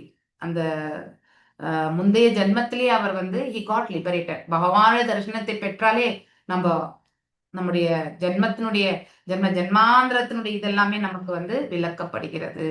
So ஆனா அவர் என்ன பண்ணார், தூய பக்தி தொண்டை வந்து அடுத்தவங்களுக்கு கொடுக்கணும்னு நினைச்சார். அவர் மீண்டும் போய் காட்டுல உட்காந்து மீண்டும் வந்து தபஸ் பண்ணணும்னு நினைக்கல. ஸோ நிறைய அதாவது கிண்ணறருக்கும் கந்தர்வர்கள் ரிஷி முனிகளுக்கு எல்லாமே வந்து ஒரு கிரகத்துல இருந்து இன்னொரு கிரகத்துக்கு திரிலோக சஞ்சாரி, இல்லையா? ஸோ எல்லா கிரகங்களுக்குமே போயிட்டு வரவர், வைகுண்டத்துக்கு கூட போவார் பகவான், அதாவது Narada Maharishi. So he can go anywhere. அந்த ஒரு இது வந்து அவருக்கு வந்து வழங்கப்பட்டது. ஸோ பிரகலாத் மகாராஜ் ஒரு பக்தர், தூய பக்தர் வந்து அவர் தான் வந்து கைட் பண்ணார். துருவ மகாராஜுக்கு எவ்வளவு கைட் பண்ணார், இல்லையா? இப்படி எத்தனையோ பக்தர்களுக்கு அவர் வந்து ஏன் யுதிஷ்ட மகாராஜுக்கு 7th கேண்டோல படிப்போம், அவருடைய அறிவுறுத்தல் எல்லாமே வரும். ஓகே, இப்படி மேடு அதாவது பகவானுடைய புகழ் ஆரங்களை பாடுவதற்கான அந்த பக்குவத்துக்கான மார்க்கத்தை வந்து பக்தர்களுக்கு அவர் வந்து எடுத்துரைத்தார். That itself is great. ஒரு பக்தர் இன்னொரு பக்தரை உருவாக்குவதற்கான ஒரு மார்க்கத்தை வந்து ஏற்படுத்தி கொடுக்குறாங்கன்னா that is the highest seva we have to make. அதனாலதான் இது வந்து ப்ரீச்சிங் கல்ட். ஒருத்தர் பக்தி வந்து எப்படி நம்முடைய இயக்கத்துல எப்படி போயிட்டு இருக்கு, பை எக்ஸ்பிளைனிங் இல்லையா? அதாவது ஒருத்தருக்கு ஒருத்தர் எடுத்துரைக்கிறதுல இருந்து தான் பகவத்கீதை பாகவதத்தை எடுத்து சொல்றதுனாலதான் வந்து பக்குவமே வருது. ஒருத்தர் ஒரு பக்தரற்ற நிலையில் இருந்தாலும் அவர் பக்தருக்காக மாறக்கூடிய அந்த பக்குவம் வந்து பகவானுடைய புகழாரங்களை கொண்டுதான் நிகழ்கின்றது. நல்ல such a preaching process is transcendental. இது வந்து இந்த மாதிரி எடுத்துரைக்கக்கூடிய இந்த இது வந்து தெய்வீகமானது. பௌதிகத்தை நாம கம்பேர் பண்ணும் பொழுது அது தெய்வீக நிலை என்பதை வந்து நாம புரிஞ்சுக்கணும். ஓகே, ஸோ நான் இன்றைக்கு இதோட நிறுத்துறேன். நெக்ஸ்ட் கிருஷ்ண மாதாஜி, நாரதருக்கு மாத்திரம் ஏன் தனி கோவில் இல்ல? என்ன மாதாஜி? எத்தனையோ முனிவர்களுக்கு எத்தனையோ ரிஷிகளுக்கு எல்லாம் செலவு எடுத்து எல்லாம் பண்றாங்க. நாரதருக்கு மாத்திரம் ஏன் இல்ல? நாரதருக்கு ஏன் இல்லைன்னா அவர் வந்து இஸ் ஆல்சோ இம்மார்டல் தான். இப்ப பிரம்மருக்கு கூட நீங்க வந்து கோயில் வந்து நீங்க நிறைய இடங்கள்ல இருக்காது. எங்கேயோ ஒரு இடத்துலதான் நம்ம பிரம்மாவுக்கு பாக்குறோம். இன்னொன்னு வந்து சிவபெருமானும் மாதாஜி பிரம்மா கோயில் திருச்சியில இருக்குங்க மாதாஜி. அதுதான் எங்கேயோ ஒரு இடத்துலதான் மாதாஜி, எல்லா இடத்துலயும் இருக்கு. ஓகே, ஈவன் பகவானை சேவிக்கிறதுக்கு வந்து பிரம்மர் வந்து பிரம்மோற்சவம் நடக்கும் இல்லையா? திருப்பதியில பிரம்மோற்சவம், நிறைய இடங்கள்ல பிரம்மோற்சவம் பெருமாளுக்கு நடக்கும் இல்லையா? அந்த சமயத்துலதான் பிரம்மர் வந்து பகவானை சேவிப்பார். ஸோ இதெல்லாம் வந்து இட் இஸ் நாரதருக்கு வந்து எங்கேயுமே இஸ் நாட் எ என்னது மற்ற தேவர்கள் மாதிரி வந்து அவர் வந்து வரங்களை கொடுக்கறதோ, அவர் வந்து ஒரு கடவுள் என்று தன்னை வந்து அவர்கள் வந்து தேவர்கள் என்று அவர் வந்து இது பண்ணிக்கிறது கிடையாது. He has been a pure devotee. அவர் வந்து ஒரு தூய பக்தர். அவர் இன்னொரு பக்தரை வந்து ஏற்படுத்துறதுக்காக செயல்கள்ல தான் அவர் எப்பவுமே வந்து செயல்பட்டு கொண்டிருக்கிறார். அதனால அவருக்குன்னு ஒரு கோயில் வந்து அந்த அந்த ஒரு ஆங்கிள் வந்து நம்ம நினைக்க முடியாது மாதாஜி, லாஜிக்கலாவே கூட. ஓகேங்களா? சோ நம்ம மனசுல அவர் வந்து எஸ் ஒரு விஷ்ணு கோவில்ல எங்கேயாவது ஒரு சிலை இருக்கு அவர்கிட்டயே, விஷ்ணு கிட்டவே இருக்கு. அது ஒரு சிலை இருக்கு இப்ப நடுவுல. கொலு மாதிரி வைக்கிறாங்கல்ல, அந்த மாதிரி இடத்துல வைக்கிறாங்க. அது வந்து உற்சவ மூர்த்தியில தான் வைப்பாங்க. ஓகே, உற்சவ மூர்த்தி கிட்ட வைக்கிறாங்க. ஓகே, இருக்கலாம். என்ன ஈவன் ஆழ்வார்கள் எல்லாம் வைக்கிறாங்கல்ல மாதாஜி, ஈவன் ஆழ்வார்கள் எல்லாம் வைக்கிறாங்க. ஆழ்வார்கள் எல்லாம் வந்து அவரோட சன்னதிக்குள்ள இருக்கிறது இல்ல மாதாஜி, வெளியில இருக்காங்க. இவன் நரசிம்மர் எதிர்கிட்டால எல்லா ஆழ்வார்களும் இருக்காங்க. நம்ம எப்படி 6 கோஸ்வாமிகளை வச்சிருப்போமோ அங்கேயும் 6 கோஸ்வாமிலையும் வச்சு ஆழ்வார்களையும் வச்சிருக்காங்க எதிர்கிட்டால நரசிம்மர் கோவில். இப்ப நம்ம மாயாப்பூர்ல கூட பாத்தீங்கன்னாக்க பிரகலாதர் இருக்காருல்ல நரசிம்மதேவ் கிட்ட. அங்கே நரசிம்மர் கோவிலையும் பிரகலாதர் உண்டு. பிரகலாதர்ல நரசிம்மர் கோவிலே கிடையாது. அது தவிர இந்த முனிவர்களோட சுத்தி அந்த இதெல்லாம் வச்சிருக்காங்க எல்லாம் சிலையில நம்ம எப்படி தூண்ல வச்சிருப்போமோ அது ஆழ்வார்கள் எல்லாமே பகவானுடைய ஸ்ரீ சுக்திகள் அப்படின்னு அவருடைய ஆயுதங்கள் அப்படின்னு சொல்லப்படுகிறது இல்லையா? இப்ப கருட ஆழ்வார் அவருடைய வாகனம் இல்லையா? அப்படி ஒருத்தருமே வந்து ஒவ்வொரு ஸ்ரீ சுக்திகள் என்று சொல்லப்படுகிறது. சக்கரத்தாழ்வார் இல்லையா? அதாவது சுதர்சன சக்கரம் அவரும் ஒரு ஆழ்வார். இப்படி பகவானுடைய பேரஃப்ளேனியா. அதனால வந்து பெருமாள் கோயில்ல வந்து இதெல்லாம் உண்டு, நம்ம பாக்குறோம் இல்லையா? ஆனாலும் தே ஆர் ஆல் எப்படி நித்திய சூரிகள் அப்படின்னு சொல்லுவாங்க இல்லையா? அந்த மாதிரிதான் நாரத மகரிஷி கூட அதே மாதிரிதான் மாதாஜி. அவர் எப்பவுமே இருக்கக்கூடியவர். So is immortal. ஓகே, திரிகால ஞானி. எல்லா இடங்களுக்குமே அவரால் சஞ்சாரம் பண்ண முடியும். ஸோ அந்த சஞ்சாரத்தினால பக்தர்களை வந்து உருவாக்குவார். அதுதான் அவருடைய செயல். Okay, is going to create the devotees. அதை நம்ம வழிநடத்துதல் முடியும். ஹரே கிருஷ்ணா. ஆனா அவருக்கு எந்த கோயில்ல இருக்குன்னு எனக்கு தெரியாது. ஆனா நாரதர் வந்து இப்போ சிவபெருமான் மற்றும் பார்வதி தாயார் பார்த்தீங்கன்னாக்கா அவங்க வந்து கோயில்ல இருப்பாங்க. வர பக்தர்களுக்கு காட்சி கொடுத்து அவங்க கேட்டது எல்லாமே பௌதிகத்துல எல்லாம் கொடுத்துட்டே இருப்பாங்க.